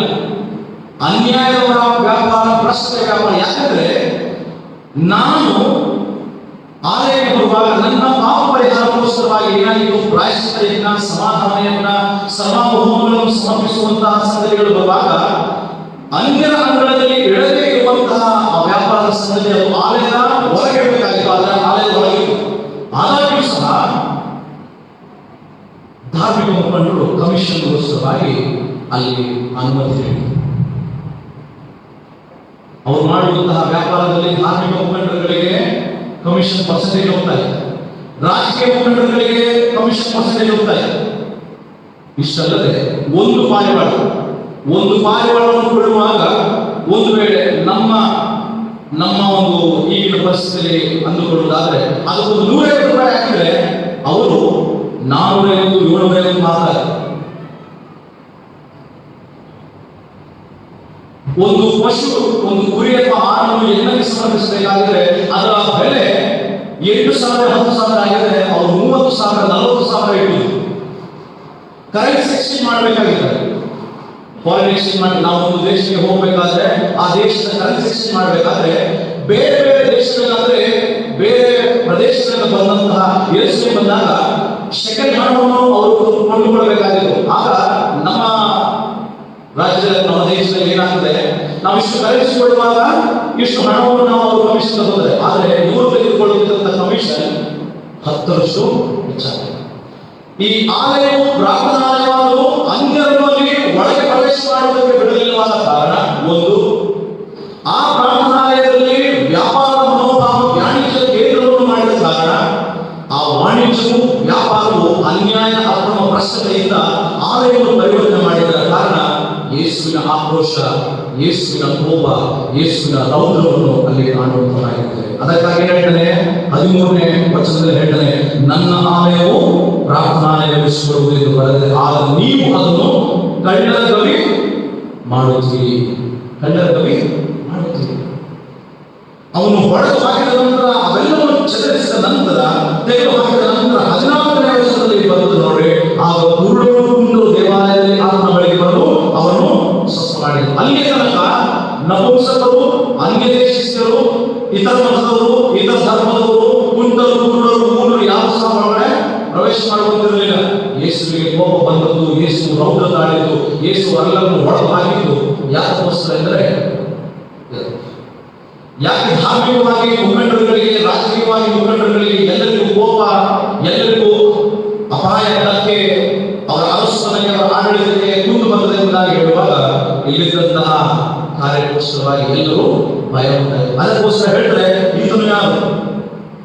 ಮತ್ತಾಯ ಹೇಳ್ತಾನೆ, ಈತನು ಯಹೂದ್ಯರ ಅರಸನು ಎಂಬುದಾಗಿ ಹೇಳ್ತಾನೆ. ಯಹೂದ್ಯರ ಅರಸನಾಗಿ ಹುಟ್ಟಬೇಕಾದವನು ಎಲ್ಲಿದ್ದಾನೆ? ಶಿಲುಬೆಯಲ್ಲಿ ಮರಣವನ್ನು ಕೊಡ್ತಾನೆ, ತನ್ನ ಜನರಿಗೋಸ್ಕರವಾಗಿ ಪ್ರಾಣವನ್ನು ಕೊಡ್ತಾನೆ, ತನ್ನ ಜನರಿಗೋಸ್ಕರವಾಗಿ ಬದುಕುತ್ತಾನೆ, ತನ್ನ ಜನರಿಗೋಸ್ಕರವಾಗಿ ತನ್ನ ಸರ್ವಸ್ವವನ್ನೇ ತ್ಯಾಗ ಮಾಡುವವನಾಗಿದ್ದಾನೆ. ಇದು ನಿಜವಾದಂತಹ ಈತನು ಯಾರು? ಯೆರೂಸಲೇಮಿನ ಜಯದ ಸಂಕೇತವಾದಂತಹ ಪ್ರವೇಶ. ಅರಸನಾಗಿ ಮಾಡಬೇಕಾದಂತಹ ಕಾರ್ಯ ಯೇಸು ಸ್ವಾಮಿ ಒಬ್ಬ ಸರ್ವಸಾಮಾನ್ಯ ವ್ಯಕ್ತಿಯಾಗಿ ಮಾಡುವವನಾಗಿದ್ದಾನೆ. ಧಾರ್ಮಿಕವಾಗಿ ನಾನು ಅಥವಾ ನನ್ನ ಕಾರ್ಯಗಳು ಆಗುವಂತಹ ಸನ್ನಿವೇಶಗಳನ್ನು ಅಂದಿನ ಮಹಾಯಾಜಕರು ಬಹಳಷ್ಟು ಕಡು ಕೆಟ್ಟದಾಗಿ ದುರ್ಜನರಾಗಿ ಪರಿವರ್ತನೆಯಾದದರಿಂದ ಅಲ್ಲಿರುವಂತಹ ಎಲ್ಲರಿಗೂ ಸಹ ಬಹಳ ಉಂಟಾಗ್ತದೆ. ಮುಂದಿನ ವರ್ಷಗಳನ್ನು ಗಮನಿಸಿದರೆ 15ನೇ ವರ್ಷದಲ್ಲಿ ಅಲ್ಲಿ ವ್ಯಕ್ತಿಗಳು ಬಂದವರು, ಮಹಾಯಾಜಕರು, ಶಾಸ್ತ್ರಿಗಳು ಬಂದು ಅವನು ಮಾಡಿದಂತಹ ಕಾರ್ಯಗಳನ್ನು ಕಂಡು, ಯಾಕೆ ಇವರೆಲ್ಲ ಕರ್ಕೊಂಡ್ಬಂದಿದ್ದೇವೆ, ಯಾಕೆ ಕರ್ಕೊಂಡು ಕಿಚ್ಚಾಡಿಸ್ತಾ ಇದೆ ಎಂಬುದಾಗಿ ಲೂಕನ ಸುವಾರ್ತೆಗಳೇ, ಇವರು ಕೂಗಲಿದ್ದಾರೆ, ಇವರು ದಾವೀದನಿಗೆ ಜಯ ಕರ್ತನ ಹೆಸರಲ್ಲಿ ಬರುವವರಿಗೆ ಆಶೀರ್ವಾದ ಎಂಬುದಾಗಿ ಕೂಗಲಿದ್ದಾರೆ, ಕಲ್ಲುಗಳು ಹೋಗುತ್ತದೆ ಎಂಬುದಾಗಿ ಲೂಕನ ಸುವಾರ್ತೆ ಹೇಳಿದೆ. ಆದರೆ ಮತ್ತಾಯ ಹಾಗೆ ಬರೆಯುವುದಿಲ್ಲ. ಅದರಲ್ಲಿ ಹೇಳ್ತಾನೆ, ಸಣ್ಣ ಮಕ್ಕಳ ಬಾಯಿಗಳು ಮೊಲೆಕೂಸುಗಳ ಬಾಯಿಗಳು ಸೋದರನ್ನು ಸ್ಥಿತಿಗೆ ತಂದಿ ಎಂಬುದನ್ನು ನೀವೇನಾದರೂ ಓದಲಿರಬಹುದು. ಬೇರೆ ಯೇಸುವಿನ ಪ್ರವೇಶ ಯಾವುದೋ ಒಂದು ರೀತಿಯಾದಂತಹ ವಿಜೃಂಭಣೆಯ ಪ್ರವೇಶವಲ್ಲ. ವೈಭವೀಕರಣದಿಂದ ಬಂದಂತಹ ಪ್ರವೇಶವಲ್ಲ, ಬದಲಾಗಿ ಯೆರೂಸಲೇಮ್ ದೇವಾಲಯದ ಅನ್ಯಾಯ ಅಕ್ರಮ ಭ್ರಷ್ಟಾಚಾರವನ್ನು ಶುದ್ಧ ಮಾಡುವಂತಹ ಪ್ರವೇಶವಾಗಿದೆ. ಯಾಕಂದ್ರೆ ಕೊರಿಂಥದ ಮೊದಲನೇ ಪತ್ರದಲ್ಲಿ ಪೌಲನು ಹೇಳ್ತಾನೆ, ಕೊರಿಂಥದ ಮೊದಲನೇ ಪತ್ರ ಪೌಲನ ಪತ್ರಿಕೆಯಲ್ಲಿ 3ನೇ ಅಧ್ಯಾಯ 16-17 ಎಲ್ಲರಿಗೂ ಪರಿಚಯವಾದ ಆ ವಚನ, ದೇವರ ಆಲಯವಾಗಿದ್ದೇನೆಂದು ದೇವರ ಆತ್ಮ ನಿಮ್ಮಲ್ಲಿ ವಾಸ ಮಾಡುತ್ತದೆ ಎಂದು ನಿಮಗೆ ಗೊತ್ತಿಲ್ಲ. ಯಾವನಾದರೂ ದೇವರ ಆಲಯವನ್ನು ಕೇಳಿಸಿದರೆ ದೇವರು ಅವನನ್ನು ಕೇಳಿಸುತ್ತಾನೆ. ಯಾಕಂದ್ರೆ ದೇವರ ಆಲಯ ಪವಿತ್ರವಾದ ಆ ಆಲಯವು, ನಾನು ಕೂಡ ಆಲಯದ ಒಂದು ಭಾಗ, ನೀವು ಕೂಡ ಆಲಯದ ಒಂದು ಭಾಗ, ನಾವೆಲ್ಲರೂ ಸೇರಿ ದೈಹಿಕವಾಗಿಯೂ ಆಲಯವಾಗಿದ್ದೇವೆ, ಕಟ್ಟಡವಾಗಿಯೂ ಸಹ ಆಲಯವಾಗಿದೆ. ನನ್ನ ಹೃದಯಗಳಿಗೆ ಅನ್ಯಾಯವಾದರೆ ಅದು ದೇವರಿಗೆ ಅಪಕೀರ್ತಿ, ನಿಮ್ಮ ಹೃದಯದಲ್ಲಿ ಅನ್ಯಾಯವಾದರೆ ಅದು ದೇವರಿಗೆ ಅಪಕೀರ್ತಿ. ನಾನು ನನ್ನ ದೈಹಿಕವಾಗಿ, ನನ್ನ ಮಾನಸಿಕವಾಗಿ ನಾನು ನನ್ನ ದೇಹವನ್ನು ಕೆಡಿಸಿಕೊಂಡ್ರೆ ದೇವರು ನನ್ನನ್ನು ಕೆಡಿಸ್ತಾನೆ, ನೀವು ನಿಮ್ಮ ನಿಮ್ಮ ದೇಹಗಳನ್ನು ಕೆಡಿಸಿದರೆ ದೇವರು ನಿಮ್ಮ ದೇಹಗಳನ್ನು ಕೆಡಿಸ್ತಾರೆ. ನಾವೆಲ್ಲರೂ ಸೇರಿ ಈ ಕಟ್ಟಡವೆಂಬ ಆಲಯವನ್ನು ಕೆಡಿಸಿದರೆ ಅದನ್ನು ಸಹ ನಮ್ಮನ್ನು ಸಹ ಕೆಡಿಸುವುದಾಗಿರುತ್ತದೆ. ಯಾಕಂದ್ರೆ ಆ ಆಲಯವು ಪ್ರಾಪಂಚಿಕ ಜ್ಞಾನದಲ್ಲಿ, ಪ್ರಾಪಂಚಿಕ ಉದ್ದೇಶದಲ್ಲಿ ನಾವು ಬದುಕುವುದಾದರೆ ಅದು ಹುಚ್ಚುತನವಾಗಿದೆ ಎಂಬುದಾಗಿ 19ನೇ ವಚನದಲ್ಲಿ ಹೇಳಿದೆ. ಯಾಕಂದ್ರೆ ಮನುಷ್ಯರ ಆಲೋಚನೆಗಳಿಗಿಂತಲೂ, ಮನುಷ್ಯರ ನಿರ್ಧಾರಕ್ಕಿಂತಲೂ, ಮನುಷ್ಯರ ತೀರ್ಮಾನಕ್ಕಿಂತಲೂ ದೈವಿಕ ನಿರ್ಣಯ, ದೈವಿಕ ತೀರ್ಮಾನ, ದೈವಿಕ ನಿರ್ಧಾರ ಬಹಳ ಅಂತಿಮ. ನಾವು ಯಾವಾಗಲೂ ವಾಕ್ಯ ಹೇಳ್ತದೆ ಎಂಬುದಾಗಿ ಆಲಿಸುವುದಿಲ್ಲ, ಕೇಳುವುದಿಲ್ಲ, ಅದಕ್ಕನುಸಾರವಾಗಿ ನಾವು ಬದುಕನ್ನು ಅಳವಡಿಸಿಕೊಂಡು ನಡೆಯುವುದಿಲ್ಲ. ಬದಲಾಗಿ ಮನುಷ್ಯ ಏನ್ ಹೇಳ್ತಾನೆ, ಮನುಷ್ಯನ ತಿಳುವಳಿಕೆ ಏನ್ ಹೇಳ್ತದೆ, ಮನುಷ್ಯನ ಅನುಭವ ಏನ್ ಹೇಳ್ತದೆ ಎಂಬುದಾಗಿ ನಾವು ಹೋಗ್ತೇವೆ. ಆಗ ನಾವು ಬಿದ್ದು ಹೋಗ್ತೇವೆ, ಸತ್ತು ಹೋಗ್ತೇವೆ. ಅಲ್ಲಿ ಮಹಾಯಾಜಕರು, ರಾಜಕೀಯ ಮುಖಂಡರು ತಮ್ಮ ನಡವಳಿಕೆಯನ್ನು, ತಮ್ಮ ಎಲ್ಲ ವಿಧವಾದಂತಹ ಕಾರ್ಯಗಳನ್ನು, ತಮ್ಮ ಆಲೋಚನೆಗಳನ್ನು, ತಮ್ಮ ತೀರ್ಮಾನಗಳನ್ನು ಕೊಟ್ಟದ್ರಿಂದಲೇ ಯೆರೂಸಲೇಮ್ ದೇವಾಲಯ ಅಪವಿತ್ರವಾಗಿತ್ತು, ಅಪರಿಶುದ್ಧವಾಗಿತ್ತು, ಅಪಕೀರ್ತಿ ಗುರಿ ಮಾಡಿ ದೇವರ ನಾಮಕ್ಕೆ ಧಕ್ಕೆಯನ್ನು ತರುವಂತದ್ದಾಗಿ ಯಾರು ಮಾತ್ರ ಸೇರಬೇಕಾಗಿತ್ತೋ ಅವರು ಮಾತ್ರ ಸೇರಬೇಕಾಗಿತ್ತು ವಿನಃ ದೈವಿಕ ನಿರ್ಣಯದ ಪ್ರಕಾರವಾಗಿ ಆಲಯದ ಯಾವುದೇ ಕಾರ್ಯಗಳು ನಡೆಯುತ್ತಿರಲಿಲ್ಲ. ಯೆರೂಸಲೇಮಿನ ಹೊರಗೆ ಮಾಡಿದ್ದು ಸ್ವಸ್ಥತೆ, ಅದ್ಭುತ, ಬಡವರ ನಿರ್ಗತಿಕ ವಿನಾಶದ ಪರವಾಗಿ ಅವರ ಕೊರತೆಗಳನ್ನು ನೀಗಿಸುವಂಥದ್ದು, ಅವರ ಕಷ್ಟಗಳಿಗೆ ಸ್ಪಂದಿಸಿ ಆಲಯವನ್ನು ಕೊಡುವಂತಹ ಮತ್ತೊಂದು ಶುದ್ಧೀಕರಣವಾದರೆ ಯೆರೂಸಲೇಮಿನೊಳಗೆ ಹೋಗುವಾಗ, ಯೆರೂಸಲೇಮಿನೊಳಗೆ ಪ್ರವೇಶ ಮಾಡುವಾಗ ನೇರವಾಗಿ ಆತನು ಆಲಯದೊಳಗೆ ಪ್ರವೇಶ ಮಾಡಿ ಅಲ್ಲಿರುವಂತಹ ಅಪವಿತ್ರ ಆರಾಧನೆಯನ್ನು, ಅಪವಿತ್ರವಾದಂತಹ ದುರಾಚಾರಗಳೆಲ್ಲವನ್ನೂ ಸಹ ಶುದ್ಧೀಕರಣ ಮಾಡ್ತಾರೆ. ಯಾಕಂದ್ರೆ ಆಲಯವನ್ನು ವಾಣಿಜ್ಯ ಕೇಂದ್ರವನ್ನಾಗಿ, ವ್ಯಾಪಾರೀಕರಣವನ್ನಾಗಿ ಮಾಡಿದ ವಿನಃ ಅಲ್ಲಿ ಯಾವತ್ತೂ ಸಹ ಪ್ರಾರ್ಥನೆಯು, ಆರಾಧನೆಯು, ಯಜ್ಞವು, ಹೋಮಗಳು ದೇವರಿಗೆ ಮೆಚ್ಚಿಯಾದಂತಹ ರೀತಿಯಲ್ಲಿ ಸಮರ್ಪಿತವಾಗುತ್ತಿರಲಿಲ್ಲ.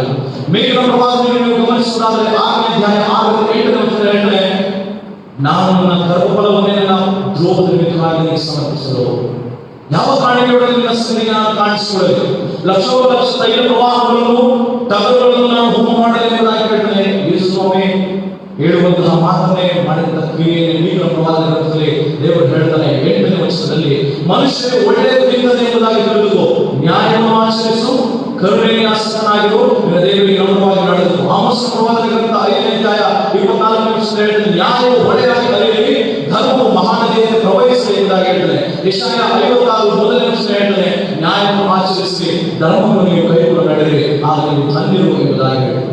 ಅದೇ ಪ್ರವಾದಿಗಳು ಹೇಳುವಂತ ಮಾತು ಅಂದಿನ ಕಾಲದಲ್ಲಿ ಯೇಸುವಿನ ಆಗಮನದ ತನಕ, ಯೇಸುವಿನ ಪ್ರವೇಶದ ತನಕ ಸಭೆ, ರಾಜಕೀಯ ಕ್ಷೇತ್ರ, ಎಲ್ಲ ವಿಧವಾದ ಸಾಂಸ್ಥಿಕ ಕೃತ್ಯ, ಧಾರ್ಮಿಕ ಕೇಂದ್ರಗಳೆಲ್ಲವೂ ಅನ್ಯಾಯ, ಅಕ್ರಮ, ಭ್ರಷ್ಟಾಚಾರದಲ್ಲಿ ಮುಳುಗಿ ಹೋಗಿದ್ದರಿಂದ ಯೇಸುವಿಗೆ ಆ ಕೋಪ, ಆ ರೌದ್ರ, ಆ ರೋಷ ಬಂದದ್ರಿಂದಲೇ ಈ ರೀತಿಯಾಗಿ ಹೇಳುತ್ತಾರೆ.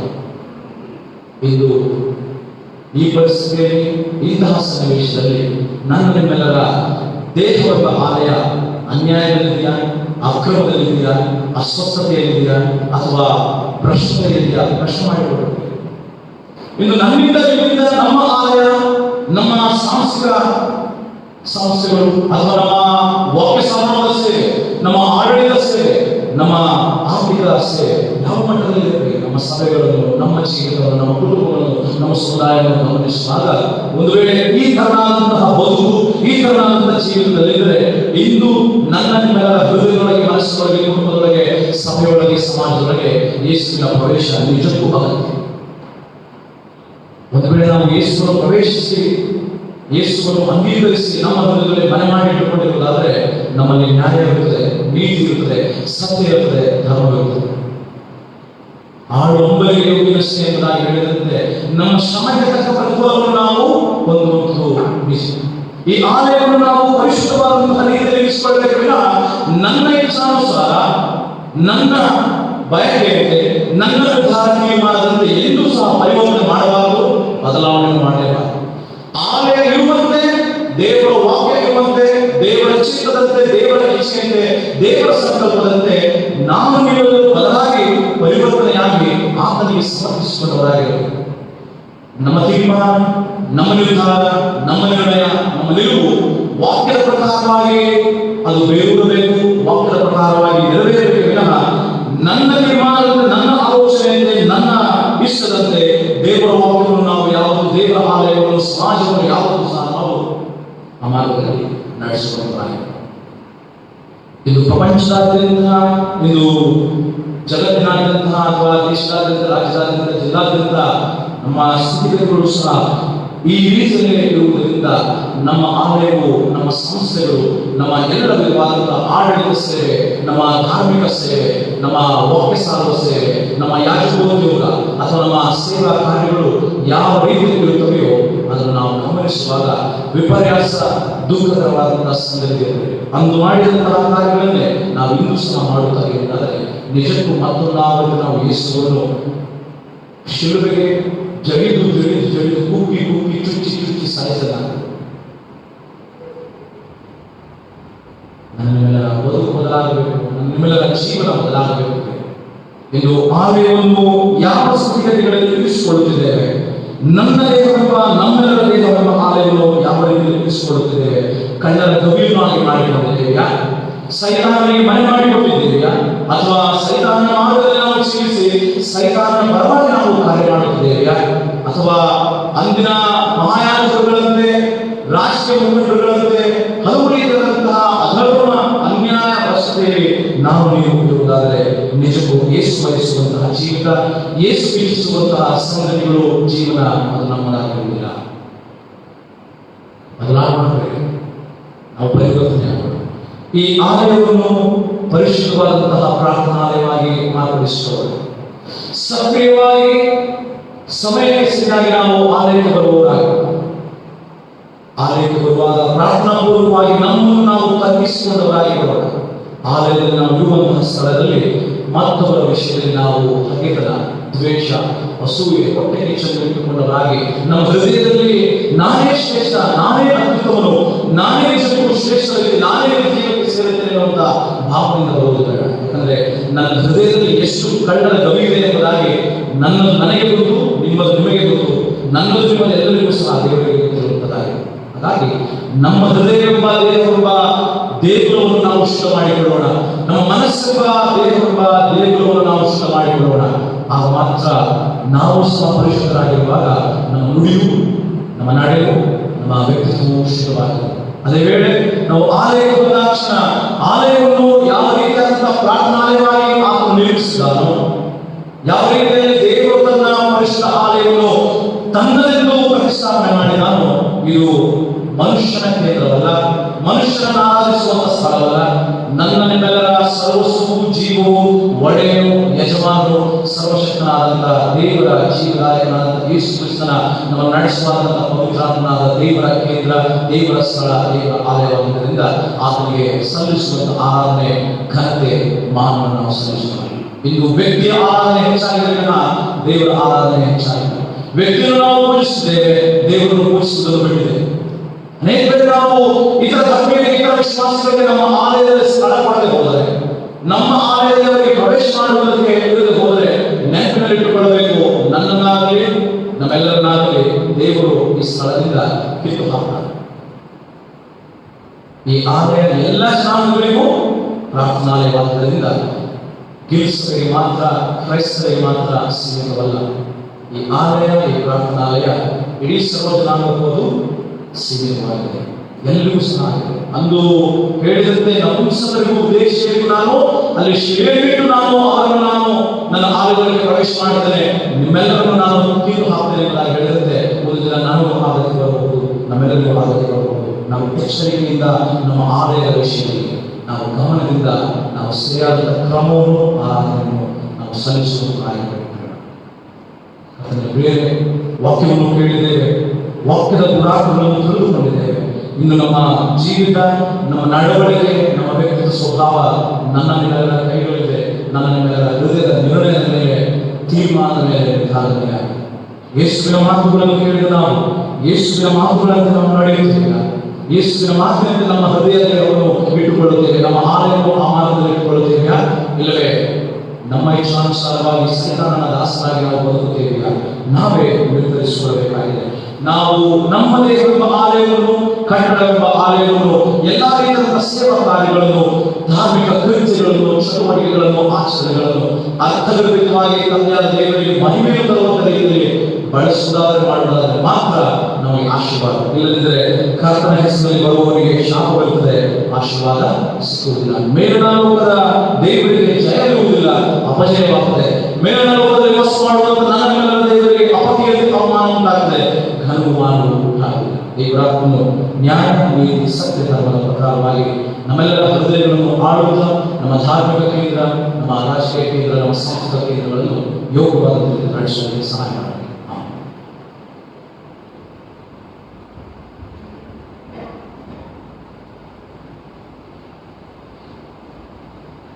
ನಾವೆಲ್ಲರೂ ಅಪೊಸ್ತಲರ ವಿಶ್ವಾಸೋತ್ತರವನ್ನು ಮಾಡೋಣ. ಕೇಳಿರುವುದರ ವಾಕ್ಯದ ಹಿನ್ನೆಲೆಯ ಪೂರ್ವಕವಾಗಿ ಅಪೊಸ್ತಲರ ವಿಶ್ವಾಸ ಸೂತ್ರ ಪುಟ 128ರಲ್ಲಿ ಇರುವುದನ್ನು ಅರಿಕೆ ಮಾಡೋಣ. ಪರಲೋಕವನ್ನು ಸೃಷ್ಟಿಸಿದ ಸರ್ವಶಕ್ತನಾಗಿರುವ ತಂದೆಗೆ ನಮಸ್ತೆ. ಕುಮಾರನಾಗಿರುವ ಯೇಸು ಕ್ರಿಸ್ತನ ನಂಬಿಕೆ ಈತನ ಪರಿಶುದ್ಧಾತ್ಮನಿಂದ ಕನ್ಯಾ ಮರಿಯಳ ಗರ್ಭದಲ್ಲಿ ಧರಿಸಲ್ಪಟ್ಟು ಆಕೆಯ ಹುಟ್ಟಿ ಗೊತ್ತಿಲ್ಲದ ಆತ್ಮದಲ್ಲಿ ಶ್ರಮ ಹೊಂದಿ ಶಿಲುಬೆಗೆ ನೇರಲ್ಪಟ್ಟು ಸತ್ತವರನ್ನು ಪಾತಾಳಕ್ಕೆ ಇಳಿದು ಮೂರನೇ ದಿವಸದಲ್ಲಿ ಸತ್ತವರಿಂದ ಎದ್ದು ಪರಲೋಕಕ್ಕೆ ಹೋಗಿ ಸರ್ವಶಕ್ತನಾಗಿರುವ ತಂದೆಯ ದೇವರ ಪಾರ್ಶ್ವದಲ್ಲಿ ಕುಳಿತುಕೊಳ್ಳುತ್ತಾನೆ. ಈತನ ಪಡೆದಲ್ಲೊಂದು ಸತ್ತವರಿಗೆ ನ್ಯಾಯ ತೀರಿಸುವೆಂದು ನಂಬುತ್ತೇನೆ. ನಾನು ಪರಿಶುದ್ಧಾತ್ಮನ ನಂಬುತ್ತೇನೆ. ಒಂದೇ ಪರಿಶುದ್ಧ ಕ್ರೈಸ್ತರು ಭಕ್ತರ ಅಭಿವೃದ್ಧಿ ಪಾಪ ಪರಿಹಾರ ದೇಹ ಪುನರುತ್ಥಾನ ನಿತ್ಯ ಜೀವವು ಎಂಬುದನ್ನು ನಂಬುತ್ತೇವೆ. ಆಮೇಲೆ ದಯಮಾಡಿ ಕುಳಿತುಕೊಳ್ಳಿ. ಸಭೆಗಳಿಸುವಂಥ ಪ್ರಕಟಣೆಗಳನ್ನು ಆಲಿಸೋಣ.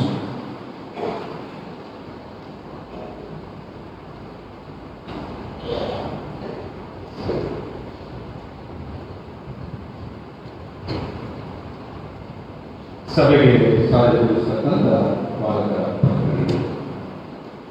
2000 ವರ್ಷಗಳ ತಗ್ಗಿನಲ್ಲಿ ಯೇಸು ಸ್ವಾಮಿಯವರು ಜಯಘೋಷದಿಂದ ಮಾಡಿದ ಪುರಪ್ರವೇಶದ ವಿಷಯದಲ್ಲಿ ಬಹಳ ವಿಸ್ತೃತವಾಗಿ ಸುಂದರವಾಗಿ ಆಯವರು ಪ್ರಸಂಗ ಮಾಡಿದ್ದಾರೆ. ಈ ದಿವಸದಲ್ಲಿ ಆರಾಧನೆಯಲ್ಲಿ ನಾವು ಭಾಗವಹಿಸುವಂಥ ಮಹಾಕೃಪೆಯನ್ನು ದೇವರು ಅನುಗ್ರಹಿಸಿದ್ದಕ್ಕಾಗಿ ದೇವರಿಗೆ ನಾವು ವಂದನೆಯನ್ನು ಸಲ್ಲಿಸಬೇಕು. ಕೋವಿಡ್-19 ಎಂಬ ಮಹಾಪಿಡುಗು ಯಾವಾಗ ಯಾರಿಗೆ ಯಾವ ತೊಂದರೆ ಕೊಡುತ್ತದೆ ಗೊತ್ತಿಲ್ಲ. ನಮ್ಮ ಸರ್ಕಾರದ ಆದೇಶದಂತೆ ಯಾವಾಗಲೂ ಯಾವಾಗ ಕೂಡ ನಮ್ಮ ಆರಾಧನೆಗಳು ರದ್ದಾಗುವ ಪರಿಸ್ಥಿತಿ. ನಮ್ಮ ಸಭೆಯಾಗಿ ಸಭೆಯ ಭಕ್ತ ಜನರಾಗಿ ನಾವೆಲ್ಲರೂ ಮುಂಬರುವ ಅನೇಕ ಆರಾಧನೆಗಳು ಕಾರ್ಯಗಳು ನೆರವೇರುವಂತೆ ಪ್ರಾರ್ಥಿಸಬೇಕೆಂದು ಕೇಳಿಕೊಳ್ತೇವೆ. ಅದೇ ರೀತಿಯಲ್ಲಿ ಈ ರೀತಿ ಆರಾಧನೆಗಳಿಗೆ ಸೇರಿ ಬರುವಾಗ ಮುಖಗವಸುಗಳನ್ನು ಮಾಸ್ಕ್ಗಳನ್ನು ಹಾಕಿಕೊಂಡು ಸೋಷಿಯಲ್ ಡಿಸ್ಟೆನ್ಸನ್ನು ಮೇಂಟೈನ್ ಮಾಡಿಕೊಂಡು ಬರುವಂತೆ ನಮ್ಮನ್ನು ಪ್ರೀತಿಯಿಂದ ಕೇಳಿಕೊಂಡು ಬಂದಂಥದ್ದೆಲ್ಲರನ್ನು ಪ್ರಭು ಯೇಸುವಿನ ಪರಿಶುದ್ಧ ನಾಮದಲ್ಲಿ ವಂದಿಸುತ್ತೇವೆ. ಇಂದಿನ ಈ ಆರಾಧನೆ ನಂತರ ಪ್ರಾಕ್ಟಿಸ್ಗಾಗಿ ಸಭೆಯವರು ಸೇರಿಕೊಳ್ಳುವಂತೆ ಪ್ರೀತಿಯಿಂದ ಕೇಳಿಕೊಳ್ತೇವೆ. ಮಧ್ಯಾಹ್ನ ಆಯೋಜಿಸಲಾದಂಥ ಖರ್ಜೂರ ಗರಿಗಳ ಭಾಗವಾದ ಪ್ರಯುಕ್ತ ಪ್ರತಿ ವರ್ಷ ಆಯೋಜಿಸುವಂಥ ಮೆರವಣಿಗೆಯನ್ನು ರದ್ದು ಮಾಡಲಾಗಿದೆ. ಈಗಾಗಲೇ ನಾವು ನಮ್ಮೆಲ್ಲರಿಗೆ ತಿಳಿಸಿದ್ದಾರೆ. ಸರ್ಕಾರದ ಆದೇಶದಲ್ಲಿ ನಾವು ಈ ಮೆರವಣಿಗೆಯನ್ನು ರದ್ದು ಮಾಡುತ್ತೇವೆ. ಅದೇ ರೀತಿ ಸಾಯಂಕಾಲ 6 ಗಂಟೆಗೆ ಸರಿಯಾಗಿ ಆಂಗ್ಲ ಭಾಷೆಯಲ್ಲಿ ಆರಾಧನೆಗಾಗಿ ಸೇರಿ ಬರುವಂತೆ ನಿಮ್ಮಲ್ಲಿ ಪ್ರೀತಿಯಿಂದ ಕೇಳಿಕೊಂಡು ಆರಾಧನೆಯನ್ನು ನಡೆಸಲಾಗಿದೆ. ಬರುವ ಗುರುವಾರ ಸಂಜೆ ಅಂದರೆ ಆಜ್ಞಾಪನ ಗುರುವಾರ ಮಾಡಿದ್ದಷ್ಟೇ. ಇದರ ಪ್ರಯುಕ್ತ 6 ಗಂಟೆಗೆ ಸರಿಯಾಗಿ ಆರಾಧನೆಗಾಗಿ ಸಭೆಯು ಹೆಚ್ಚಿನ ಸಂಖ್ಯೆಯಲ್ಲಿ ಸೇರಿ ಬರಬೇಕು. ಒಂದು ವೇಳೆ ಆರಾಧನೆಗಳು ರದ್ದಾಗಲು ಹೋದರೆ ಈ ಆರಾಧನೆಯನ್ನು ನಡೆಸುತ್ತೇವೆ. ಪವಿತ್ರ ರಾತ್ರಿ ಭೋಜನ ಸಂಸ್ಕಾರದ ಆರಾಧನೆಯಾಗಿ ಆಜ್ಞಾಪನ ಗುರುವಾರವನ್ನು ನಾವು ನೆರವೇರಿಸುತ್ತೇವೆ. ಹೆಚ್ಚಿನ ಸಂಖ್ಯೆಯಲ್ಲಿ ಸಮೀಪಿಸಿದವರಿಗೆ ಪ್ರೀತಿಯಿಂದ ಕೇಳಿಕೊಳ್ಳುತ್ತೇವೆ. ಕೆವಿನ್ ಆತನು ಜರ್ಮನಿಯಿಂದ ವೈನನ್ನು ಕೊಟ್ಟಿದ್ದಾನೆ. ಆ ವೈನನ್ನು ಈ ಆರಾಧನೆಯಲ್ಲಿ ನಾವು ಉಪಯೋಗಿಸುತ್ತೇವೆ. ಬರುವ ಶುಕ್ರವಾರ ಬೆಳಗ್ಗೆ 8 ಗಂಟೆಗೆ ಮೊದಲನೇ ಆರಾಧನೆಯನ್ನು ನಾವಿಲ್ಲಿ ನಡೆಸುತ್ತೇವೆ. ದೇವರ ಕೃಪೆಯಾದರೆ ಅದಾದ ನಂತರ ಮಧ್ಯಾಹ್ನ 12 ಗಂಟೆಯಿಂದ 3 ಗಂಟೆಯವರೆಗೆ ಯೇಸು ಸ್ವಾಮಿಗಳು ತಂದ ಸಪ್ತ ವಾಕ್ಯಗಳ ಆರಾಧನೆಯನ್ನು ನಾವು ಮಧ್ಯಾಹ್ನ ನಡೆಸುತ್ತೇವೆ.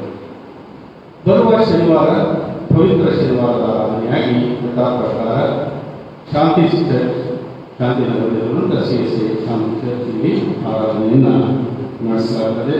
ಸಭೆಯವರು ಹೆಚ್ಚಿನ ಸಂಖ್ಯೆಯಲ್ಲಿ ಸೇರಿಕೊಳ್ಳುವಂತೆ ಪ್ರೀತಿಯಿಂದ ಕೇಳಿಕೊಳ್ಳುತ್ತದೆ. ಬರುವ ವಾರದಲ್ಲಿ ನಮ್ಮ ಜನ್ಮದಿನಗಳನ್ನು ಕಾಣುವಂಥವರು ಇದ್ದಾರೆ. 28ನೇ ತಾರೀಕು ಬೇಬಿ ಜಾಲ್ಫಿನ ನಿಹಾರಿಕಾ ಡಾಕ್ಟರ್ ಶ್ರೀ ಮೈಕಲ್ ವಿನೋದ್. 30ನೇ ತಾರೀಕು ಶ್ರೀ ಜಾರ್ಜ್. 1ನೇ ತಾರೀಕು ಶ್ರೀ ಶಿವರಾಮ ನಾಯಕ್. 2ನೇ ತಾರೀಕು Kumari D Jerima Lessy daughter of Shri Vijaya ಡಾರಿಯಲ್. ಅದೇ ತಾರೀಕು 2ನೇ ತಾರೀಕು Shri Selvaraj father of Shri Michael. 3ನೇ ತಾರೀಕು Shri Eric Ronald son of ಗುರುಶಂಕರಣ್ಣ. 3ನೇ ತಾರೀಕು ಶ್ರೀ ಅನಿಲ್ ಕುಮಾರ್. ಇವರು ತಮ್ಮ ಜನ್ಮದಿನಗಳನ್ನು ಕಾಣುವುದಕ್ಕೆ ಇದ್ದಾರೆ. ಬರುವ ಶುಕ್ರವಾರದ ಮಧ್ಯಾಹ್ನದ ಪಾನಕ ಮತ್ತು ಕೋಸಂಬರಿ ಹಣ್ಣುಗಳನ್ನು ಕೋಸಂಬರಿಯನ್ನು ಮತ್ತು ಹಣ್ಣುಗಳ ಎಲ್ಲ ಸಿದ್ಧತೆಯನ್ನು ಮಾಡುವುದಕ್ಕಾಗಿ ನಾವು ಶ್ರೀ ಸುರೇಶ್ ಕುಮಾರ್ ಅವರ ಕುಟುಂಬ, ಶ್ರೀ ರೂಬೆನ್ ಮತ್ತು ಆತನ ತಮ್ಮ ಮತ್ತು ಕುಟುಂಬ ಮತ್ತು ಎಲ್ಲ ಮಹಿಳಾ ಕುಟುಂಬದವರನ್ನ ಪ್ರೀತಿಯಿಂದ ಕೇಳಿಕೊಟ್ಟರೆ ಮಧ್ಯಾಹ್ನದ ಆರಾಧನೆ ಆದ ನಂತರ ನಾವೆಲ್ಲ ಸಭೆಯವರಿಗೆ ಪಾನಕವನ್ನು ಕೋಸಂಬರಿಯನ್ನು ಹಣ್ಣುಗಳನ್ನು ವಿತರಿಸುತ್ತೇವೆ. ಇದಕ್ಕಾಗಿ ಪ್ರಾರ್ಥಿಸುವಂತೆಯೂ ಖರ್ಚು ವೆಚ್ಚಗಳಿಗಾಗಿ ಕೊನೆಯಾದರೆ ಕಾಣಿಕೆಗಳನ್ನು ನೀಡುವಂತೆಯೂ ಮತ್ತು ಇದರಿಂದ ಕೇಳಿಕೊಳ್ತೇವೆ. ಈ ನಿಟ್ಟಿನಲ್ಲಿ ಪಾನಕಕ್ಕಾಗಿ ಮತ್ತು ಹಣ್ಣುಗಳ ವೆಚ್ಚಕ್ಕಾಗಿ ನಮ್ಮ ಸಭೆಯ ಸದಸ್ಯರಾದಂಥ ಕುಮಾರಿ ಶೈಲಕುಮಾರಿ ಇವರು 1,000 ರೂಪಾಯಿಗಳನ್ನು ಕಾಣಿಕೆಯಾಗಿ ನೀಡಿರುತ್ತಾರೆ. ಇದು ನಮ್ಮ ಪ್ರೀತಿಯಿಂದ ಸ್ವೀಕರಿಸಿ ಅವರಿಗೆ ವಂದನೆಯನ್ನು ಸಲ್ಲಿಸುತ್ತೇವೆ. ನಮ್ಮ ಸಭೆಯ ಸದಸ್ಯರಾದಂಥ ಶ್ರೀ ವೈ ಪ್ರಸನ್ನ ಕುಮಾರ್ ಇವರು ಕೂಡ ಈ ನಿಟ್ಟಿನಲ್ಲಿ ಖರ್ಚು ವೆಚ್ಚಗಳಿಗಾಗಿ ಹಣ್ಣು ಹಣ್ಣುಗಳಿಗಾಗಿ 300 ರೂಪಾಯಿಗಳನ್ನು ಕಾಣಿಕೆಯಾಗಿ ನೀಡಿರುತ್ತಾರೆ. ನಾವು ಅದನ್ನು ಪ್ರೀತಿಯಿಂದ ಸ್ವೀಕರಿಸ್ತೇವೆ, ಅವರನ್ನು ವಂದಿಸ್ತೇವೆ. ಈ ದಿವಸದ ಆಲಯದ ಅಲಂಕಾರ ಮತ್ತು ನಾವು ಮೆರವಣಿಗೆಗೆ ಬೇಕಾದಂಥ ಎಲ್ಲ ರೀತಿಯ ಶಿಲ್ಪಗಳ ವ್ಯವಸ್ಥೆ ಇವುಗಳನ್ನು ಮಾಡಿದಂಥವರು ಶ್ರೀ ರೂಬೆನ್ ಪಾಲ್ ಮತ್ತು ಆತನ ತಮ್ಮ ಮತ್ತು ಎಲ್ಲ ಹಾಸ್ಟೆಲ್ ವಿದ್ಯಾರ್ಥಿಗಳು, ನಮ್ಮ ಸೆಕ್ಷನ್ ಅವರ ಫ್ಯಾಮಿಲಿ ಮತ್ತು ಅನೇಕರು ಸಹಾಯ ಮಾಡಿದ್ದಾರೆ. ಪಾಶಕಮಂತ್ರಿಯವರು ಮತ್ತು ಇತರ ಅನೇಕ ಸಭೆಯವರು ಸಹಾಯ ಮಾಡಿದ್ದಾರೆ.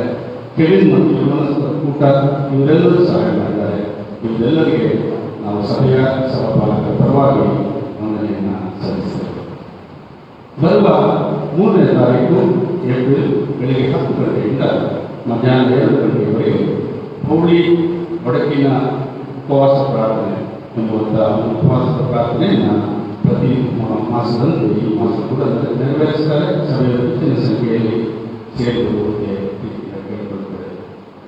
ನಮ್ಮ ಸಭೆಯ ಸದಸ್ಯರಾದಂಥ ಶ್ರೀ ಜಾನ್ ಕಟ್ಟಿ ಇವರ ಮಗ ಶ್ರೀ ಹ್ಯಾನ್ಸ್ ಮತ್ತು ಕುಟುಂಬ ನಮ್ಮ ಸಭೆಯ ಮತ್ತು ನಮ್ಮ ಹಾಲಿನ ಉಪಯೋಗಕ್ಕಾಗಿ ಒಂದು ದೊಡ್ಡ ಪಾತ್ರೆಯನ್ನು, ಅಡುಗೆಯ ಪಾತ್ರೆಯನ್ನು ಕಾಣಿಕೆಯಾಗಿ ನೀಡಿರುತ್ತಾರೆ. ಈ ಪಾತ್ರೆಯನ್ನು ಸ್ವೀಕಾರ ಮಾಡಿದ್ದೇವೆ. ಅವರಿಗೆ ಮತ್ತು ಅವರ ಕುಟುಂಬಕ್ಕೆ ನಾವು ವಂದನೆಯನ್ನು ಸಲ್ಲಿಸ್ತೇವೆ. ಕಳೆದ ವಾರದಲ್ಲಿ ಸಂಗ್ರಹವಾದಂಥ ಕಾಣಿಕೆಗಳು ಚೀಲದಿಂದ ಬಂದಂಥ ಕಾಣಿಕೆ 4,510 ರೂಪಾಯಿಗಳು, ಜನ್ಮದಿನದ ಕಾಣಿಕೆ 1,000 ರೂಪಾಯಿಗಳು, ದಶಮಾಂಶ ಕಾಣಿಕೆ 14,770 ರೂಪಾಯಿಗಳು, ಶುಕ್ರವಾರದಿಂದ 1,537 ರೂಪಾಯಿಗಳು, ಒಟ್ಟು ಸಂಗ್ರಹವಾದಂಥ ಕಾಣಿಕೆ 23,812 ರೂಪಾಯಿ.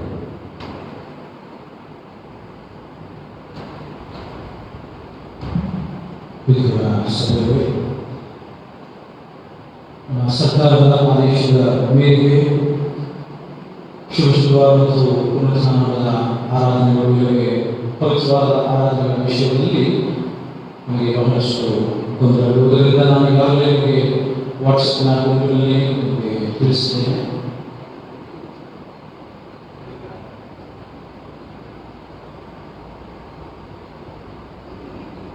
ಅದರ ನಿಯಮ ಷರತ್ತುಗಳನ್ನು ನಿಮಗೆ ವಾಟ್ಸಪ್ ಗುಂಪಿನಲ್ಲಿ ನಾನು PDF ಫಾರ್ಮ್ಯಾಟ್ನಲ್ಲಿ ಕೊಟ್ಟಿದ್ದೇನೆ.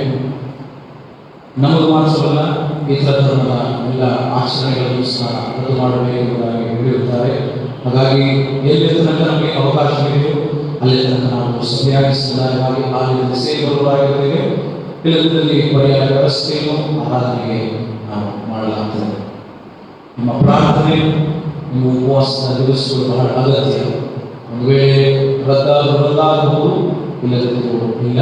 ಆದರೆ ನಿಮ್ಮ ಪ್ರಾರ್ಥನೆಗಳಲ್ಲಿ ನೆನಪು ಮಾಡಿಕೊಂಡು ಯಾವುದೇ ಆರಾಧನೆಗೆ ಧಕ್ಕೆ ಅಥವಾ ಅದಾಗುವಂತಹ ಪರಿಸ್ಥಿತಿ ವಿಷಯಕ್ಕೆ ಒಳಗಾಗದಂತೆ ಹೆಚ್ಚಾಗಿ ನೀವು ಪ್ರಾರ್ಥನೆ ಮಾಡುವುದಾಗಿ ನಮ್ಮಲ್ಲಿ ಕಳಕಳಿಯ ವಿನಂತಿ. ಮತ್ತೊಂದೇ, ಮುಂದಿನ ದಿನಗಳಲ್ಲಿ ಆರಾಧನೆಗೆ ಭಾಗವಹಿಸುವಾಗ ಸಾಮಾಜಿಕ ಅಂತರ ಮತ್ತು ಥರ್ಮಲ್ ಸ್ಕ್ಯಾನಿಂಗ್, ಮಾಸ್ಕ್ ಅನ್ನು ಧರಿಸುವುದು ಮತ್ತು ಆಲಯದ ಹೊರಗೆ ಆರಾಧನೆಯ ತರುವಾಯ ದಯಮಾಡಿ ಹೆಚ್ಚಿನ ಸಂಖ್ಯೆಯ ಯಾರು ಗುಂಪು ಕೂಡಬಾರದು ಎಂಬುದಾಗಿ ಮಾನ್ಯ ಬಿಷಪರು ಮತ್ತು ಸರ್ಕಾರದ ಆದೇಶವಿರುವುದರಿಂದ ಹೆಚ್ಚಾದ ಸಮಯ ಆಲಯದ ಆವರಣದಲ್ಲಿ ಎಲ್ಲೂ ಸಹಾಯ ಮಾಡಿ ಕಳೆಯಬೇಡಿ. ಎಷ್ಟು ಹೊತ್ತು ನೀವು ಸಮಯದಲ್ಲಿ ಕಳೆದು ಅಷ್ಟು ಹೊತ್ತು ನಂತರ ನೀವು ನಿಂತಿಗೆ ಮನೆಗೆ ತೆರಳುವುದು ಕೇಳಿಕೊಳ್ಳುತ್ತೇನೆ. ಯಾಕಂದರೆ ಪೊಲೀಸರು ಯಾವ ಸಮಯದಲ್ಲಿ ಬರುತ್ತಾರೆ ಎಂಬುದಾಗಿ ಗೊತ್ತಿಲ್ಲ. ಕಳೆದ ವಾರದಲ್ಲಿ ನನ್ನನ್ನು ಕಾನ್ಸ್ಟೇಬಲ್ಗಳನ್ನು ಭೇಟಿ ಮಾಡಿ ನನ್ನ ನಂಬರ್ ಮತ್ತು ನಮ್ಮ ಆಲಯದ ಎಲ್ಲ ಸ್ಥಿತಿಗತಿಗಳ ಆರಾಧನೆಯ ವಿಷಯಗಳಲ್ಲಿ ಚರ್ಚೆ ಮಾಡಿ ಮಾಹಿತಿಯನ್ನು ಪಡೆದುಕೊಂಡು ಹೋಗಿರುತ್ತಾರೆ. ಮದುವೆಯವರು ಮತ್ತು ನಾವು ಯಾರು ಬರಬಹುದು ಭಾಗವಹಿಸಬಹುದು. ಬಂದರೆ ನಮಗೆ ಫೈನ್ ಹಾಕಿದರೆ ಅದನ್ನು ನಾವೇ ತೆರಬೇಕಾಗ್ತದೆ. ಮಾತ್ರವಲ್ಲದೆ ಈ ಸರಿ ಕೇವಲ ಫೈನ್ ಮಾತ್ರವಲ್ಲ, ನನ್ನನ್ನು ಕರ್ಕೊಂಡು ಹೋಗಿ ಬಂಧಿಸುವಂತಹ ಪರಿಸ್ಥಿತಿ ಸಹ ಆಗಿರುವುದರಿಂದ ದಯಮಾಡಿ ನನ್ನಲ್ಲ ಆಗಿರ್ಬೋದು. ಹಾಗಾಗಿ ಹೆಚ್ಚು ನಾವು ಅನಾನುಕೂಲತೆಗೆ ಒಳಮಾಡಿಕೊಳ್ಳದೆ ಅಥವಾ ಒಳಪಡಿಸಿಕೊಳ್ಳದೆ ಜಾಗರೂಕತೆಯಿಂದ ಎಲ್ಲ ನಿಯಮಗಳನ್ನು ಪಾಲಿಸುವುದನ್ನು ನಾನು ಪ್ರೀತಿಯಿಂದ ಕೇಳಿಕೊಳ್ತೇನೆ. ಆದೇಶವು ಮುಂದಿನ ದಿನಗಳಲ್ಲಿ ಬರುವ ತನಕ ನಾಳೆಯ ದಿನದಿಂದ ಬೆಳಗ್ಗೆ 6 ಗಂಟೆಗೆ ಸಂಜೆ 6 ಗಂಟೆಗೆ ಪವಿತ್ರ ವಾರದ ಆರಾಧನೆ ನಡೆಸಲ್ಪಡುತ್ತದೆ. ಹೆಚ್ಚಿನ ಸಂಖ್ಯೆಯಲ್ಲಿ ಭಾಗವಹಿಸುವುದನ್ನು ನಾನು ಪ್ರೀತಿಯಿಂದ ಕೇಳಿಕೊಳ್ಳುತ್ತೇನೆ. ನಮ್ಮ ಕಾರಣದಲ್ಲಿ ನಾವು ದೇವರಿಗೆ ಸಮರ್ಪಣೆ ಮಾಡೋಣ. ಜ್ಞಾನ ಕೀರ್ತನೆಗಳಲ್ಲಿ 19ನೇ ಜ್ಞಾನ ಕೀರ್ತನೆ ಸುಂದರ ರಕ್ಷಕನೇ ನಿನ್ನ ವಂದಿತ ನಾಮವನ್ನು ಕುಂದದ ಕೀರ್ತಿಸಿ ಎಂದು ಬರೆಯುತ್ತದೆ. 19ನೇ ಜ್ಞಾನ ಕೀರ್ತನೆಯನ್ನು ಪ್ರಮುಖವಾಗಿ ನಾವು ತಂದು ಜ್ಞಾನದಲ್ಲಿ ಸಮರ್ಪಿಸೋಣ. ಬೇಕಾದಷ್ಟು ವಿಚಾರಗಳನ್ನು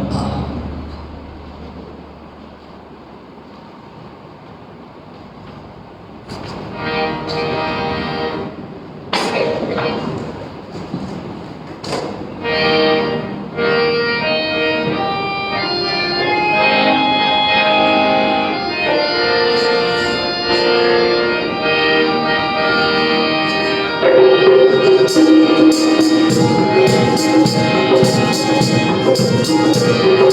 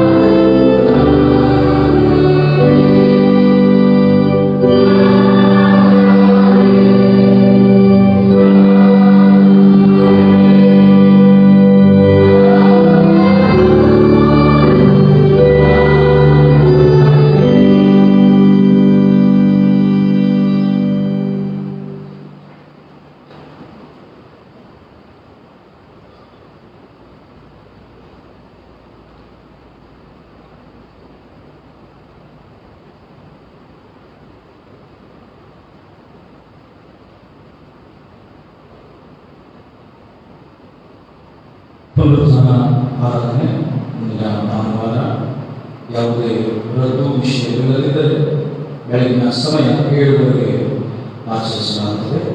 7:30 ಗಂಟೆಗಳಿಗೆ ಪುನರುತ್ಥಾನದ ಆಚರಣೆ ಮಾಡುತ್ತದೆ.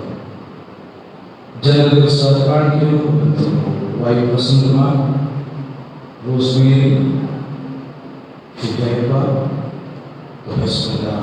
ಕೋಟೆ ಜನರ ದಿವಸದ ವಾರ್ಷಿಕೋತ್ಸವಗಳನ್ನು ದಯಮಾಡಿ ಮುಂದೆ ಬಂದು ಕೇಳಿಕೊಳ್ಳುವುದನ್ನು ಅವರಿಗೆ ಇಷ್ಟಪಡುವ ಹಾಗೆ ಮಾಡುವ ಸಂಸಾರ ಈ ರೀತಿ ಮಾಡಬೇಕು.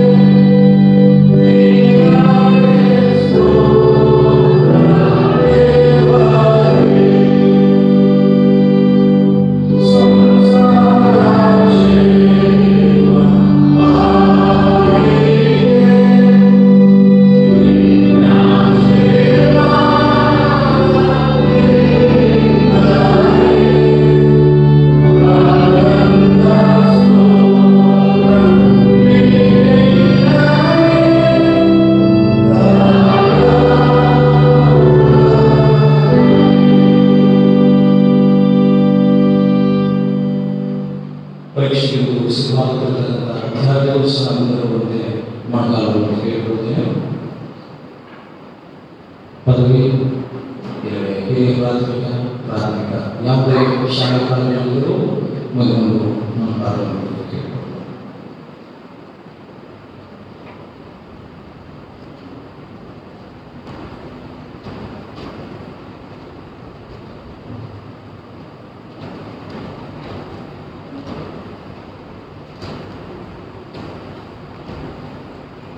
ನಮ್ಮ ತಲೆಗಳನ್ನು ತಗ್ಗಿಸಿ ನಮ್ಮ ಕಣ್ಣುಗಳನ್ನು ಮುಚ್ಚಿ ನಮ್ಮ ಮನಸ್ಸುಗಳನ್ನು ದೇವರ ಕಡೆಗೆ ಕರೆಸಿ ನಾವು ಪ್ರಾರ್ಥಿಸುವ ಎಲ್ಲ ಒಳ್ಳೆಯ ವಾಗ್ದಾನಗಳ ಕುರಿತ ಮೂರುಗಳಿಗೆ ಕಾರಣವಾಗಿರುವ ನಮ್ಮ ಸ್ವರ್ಗೀಯತನೇ ನಮ್ಮ ಪರಮೋಕ್ಷಾಂತಿ ನಾವು ಯಾರಿಗೊಂಡು ನಂಬಿಸಿದ್ದನ್ನು ನಾಡದಲ್ಲಿ ಕನಪಡಿಸುತ್ತೇವೆ. ಬರೆಯಲ್ಲಿ ನಾವು ಪರಿಗಣಿಸುವ ನೀವು ಕೊಟ್ಟಂತಹ ಅಪಾರವಾದಂತಹ ಅತಿಶಯವಾದಂತಹ ಐಶ್ವರ್ಯದಲ್ಲಿ ನಮ್ಮ ಪ್ರೀತಿ ಕಲಾದ ಸೇವೆಯನ್ನು ಸ್ವೀಕರಿಸಿ ಮಾಡಿ ಸಭೆಯ ಅಭಿವೃದ್ಧಿಗೋಸ್ಕರವಾಗಿ ಸದುಪಯೋಗಕ್ಕೆ ನಮಗೆ ಸಹಾಯಿಸಿ. ಹಣವನ್ನು ನಾವು ನಮ್ಮ ಮಹಿಮೆಗಾಗಿ ಸೇವೆಗಾಗಿ ನಮ್ಮೆಲ್ಲ ಆತ್ಮಗಳ ಉದ್ಧಾರಕ್ಕೋಸ್ಕರವಾಗಿ ಆಧ್ಯಾತ್ಮಿಕ ಪ್ರಯೋಜನಕ್ಕೋಸ್ಕರವಾಗಿ ಬಳಸಿಕೊಂಡು ನಮಗೆ ಎಲ್ಲ ರೀತಿಯೂ ಸಹಾಯಿಸಿ ನಮ್ಮನ್ನು ಬಲಪಡಿಸುವ ಕೊಡುವಂಥವನ್ನು ಮನಸ್ಸನ್ನು ನಮಗೆ ಹೆಚ್ಚಿಸಿ. ಯಾಕಂದರೆ ದೇವರ ಪ್ರೀತಿಯುಳ್ಳದಾಗಿ ಹೇಳಿದೆ, ನಿನ್ನ ಸಂತೋಷ, ನಿನ್ನ ಸಮಾಧಾನ, ನಿನ್ನೆಲ್ಲ ವಿಧವಾದಂತಹ ಪ್ರೀತಿ, ಮಮತೆ, ಆಶೀರ್ವಾದಗಳಿಗೆ ನಾವು ಪಾತ್ರರಾಗಬೇಕು. ಅವಿನಷ್ಟು ತಂದುಕೊಡುವುದಕ್ಕೆ ನಮಗೆ ಸಹಾಯ. ನಮ್ಮ ಸಭೆಯ ಮಕ್ಕಳಿಗೋಸ್ಕರವಾಗಿ ನಾವು ಪ್ರಾರ್ಥಿಸ್ತೇವೆ. ನಮ್ಮ ಸಭೆಯ ಮಕ್ಕಳು ಯವನಸ್ಥರನ್ನು ನೀವು ವಿಶೇಷವಾದ ರೀತಿಯಲ್ಲಿ ಆಶೀರ್ವಾದ ಮಾಡಿ ಜ್ಞಾನ, ವಿವೇಕ, ತಿಳುವಳಿಕೆ, ಪಾಂಡಿತ್ಯವನ್ನು ಬೇರವಾದ ಪರೀಕ್ಷೆ ದಿನಗಳಲ್ಲಿರುವಂತಹ ನಿನ್ನ ಮಕ್ಕಳು ನಮ್ಮ ಸಭೆಯ ಮಹಿಳೆಯರನ್ನು ಆಶೀರ್ವದಿಸಿ ಅವರ ಉದ್ಯೋಗ, ಅವರ ವೃತ್ತಿಪರ ಬದುಕು, ಅವರ ಕಾರ್ಯಕಲಾಪಗಳು, ಅವರೆಲ್ಲ ವಿಧವಾದ ಚಟುವಟಿಕೆಗಳು ಮನೆಯಲ್ಲಿ ಹೊರಗೆ ಮತ್ತು ಅವರೆಲ್ಲ ವ್ಯವಹಾರದಲ್ಲಿ ನೀಡಿಸಲಿಕ್ಕಾಗಿ ನಿನ್ನ ಆಲೋಚನೆ, ನಿನ್ನ ಮಾತುಗಳು, ನಿನ್ನ ಚಿಂತ, ನಿನ್ನ ಆಲೋಚನೆ, ಅವರ ಕಾರ್ಯಗಳಲ್ಲೂ ಸಹ ಕೈಗೂಡಿ ನೆರವೇರಿ ಅವರಿಗೆ ಎಲ್ಲ ರೀತಿಯ ಸಫಲತೆ, ಯಶಸ್ಸು, ಶುಭವು, ಕೃಪೆಯು ಬಾಧಿಸುವ ಹಾಗೆ ಮಾಡಿ ಅನಾರೋಗ್ಯ ಸೋದರರನ್ನು ಮಾಡಿ ಪ್ರಾರ್ಥಿಸ್ತೇವೆ. ಅವರಿಗೆ ಸ್ವಸ್ಥ ಹಸ್ತದಿಂದ ಮುಟ್ಟಿ ಅವರನ್ನು ಸ್ಪರ್ಶಿಸಿ ಗುಣಪಡಿಸಿ ಪಿಶಾಚಿಯ ಎಲ್ಲ ದುರಾತ್ಮಗಳ ಕಾರ್ಯಗಳಿಗೆ ಹೊಂದುವಾಗ ನಮ್ಮನ್ನು ಕರುಣಿಸಿ ನಮ್ಮನ್ನು ಕಾಪಾಡಿಸುವ ಆರಾಧನೆ ಮಾಡುವುದಕ್ಕೆ ಅಂದು ಇಸ್ರಾಯೇಲನ್ನು ಐಗುಪ್ತದಿಂದ ಬಿಡುಗಡೆಗೊಳಿಸಿ ಕಾನಾನ್ ದೇಶಕ್ಕೆ ನಡೆಸಿದಂತೆ ನಮಗೂ ಸಹ ಇಂತಹ ಇಕ್ಕಟ್ಟಿನಲ್ಲಿ ನಾವು ಯಾವತ್ತೂ ನಿನ್ನನ್ನು ಆರಾಧಿಸಿದ ಹಾಗೆ, ಇಂತಹ ಸದ್ಯದ ಪರಿಸ್ಥಿತಿ ನಾವು ನಿನ್ನನ್ನು ಆರಾಧಿಸಿದ ಹಾಗೆ, ಸಂತೋಷ ಸಮಾಧಾನ ಉಲ್ಲಾಸವನ್ನು ಆರಾಧಿಸುವಂತಹ ಸ್ಥಿತಿಗತಿಗಳನ್ನು ನಮಗೆ ಏರ್ಪಡಿಸಿ ನಿನ್ನ ಕೃಪೆಯಿಂದ ನಮ್ಮನ್ನು ಆರಾಧಿಸಿ ನಡೆಸು. ಯಾವುದೇ ನಿಯಮ, ಯಾವುದೇ ವಿಧವಾದಂತಹ ಮತ್ತು ಅಂತಹ ಸೇವೆ, ವಾಕ್ಯ ಸಾರುವ ಸೇವೆ ಮತ್ತು ಆರ್ಥಿಕ ಸೇವೆ ಮುನ್ನಡೆದುಕೊಂಡು ಹೋಗುವುದಕ್ಕೆ ನೀನೇ ನಮ್ಮ ತಿಳಿದುಕೊಂಡು ನಿನ್ನ ಆತ್ಮನ ಬಲದೊಂದಿಗೆ ನಿನ್ನ ಆತ್ಮನ ನಡೆಸುವಿಕೆ ನಮ್ಮನ್ನು ಮುನ್ನಡೆಸು. ನಮ್ಮೆಲ್ಲ ಪರಿಶುದ್ಧವೆಂಬ ಭೂಷಣದೊಂದಿಗೆ ನೀನು ಕಾರಣವನ್ನು ಭೂಷಿಸುವಂತೆ ರೋಷಿಸಿ ನಿನ್ನ ಆತ್ಮನ ಮೂಲಕವಾಗಿ ಅಭಿಷೇಕಿಸಿ ನಮ್ಮನ್ನು ಬಲಪಡಿಸಿ ನಿನ್ನ ಮಾರ್ಗದಲ್ಲಿ ನಮ್ಮನ್ನು ನಡೆಸಬೇಕಾಗಿ ಪ್ರಭು ರಕ್ಷಕರು ಆದಂಥ ನಜರೇತಿನ ಯೇಸುವಿನ ನಾಮದಲ್ಲಿ ನಮ್ಮನ್ನು ನಮ್ಮ ಎಲ್ಲ ಕಾರಣಗಳು ನಮ್ಮ ಸೇವೆಯು ರೀತಿಯಲ್ಲಿ ಮುನ್ನಡೆಸುವ ಹೋಗುವುದಕ್ಕೆ ಪವಿತ್ರ ಆತ್ಮನ ಪ್ರೇರಣೆ ನಡೆಸುವಿಕೆ ಈಗಲೂ ಯಾವಾಗಲೂ ನಮ್ಮೆಲ್ಲರ ಸಂಘದಲ್ಲಿ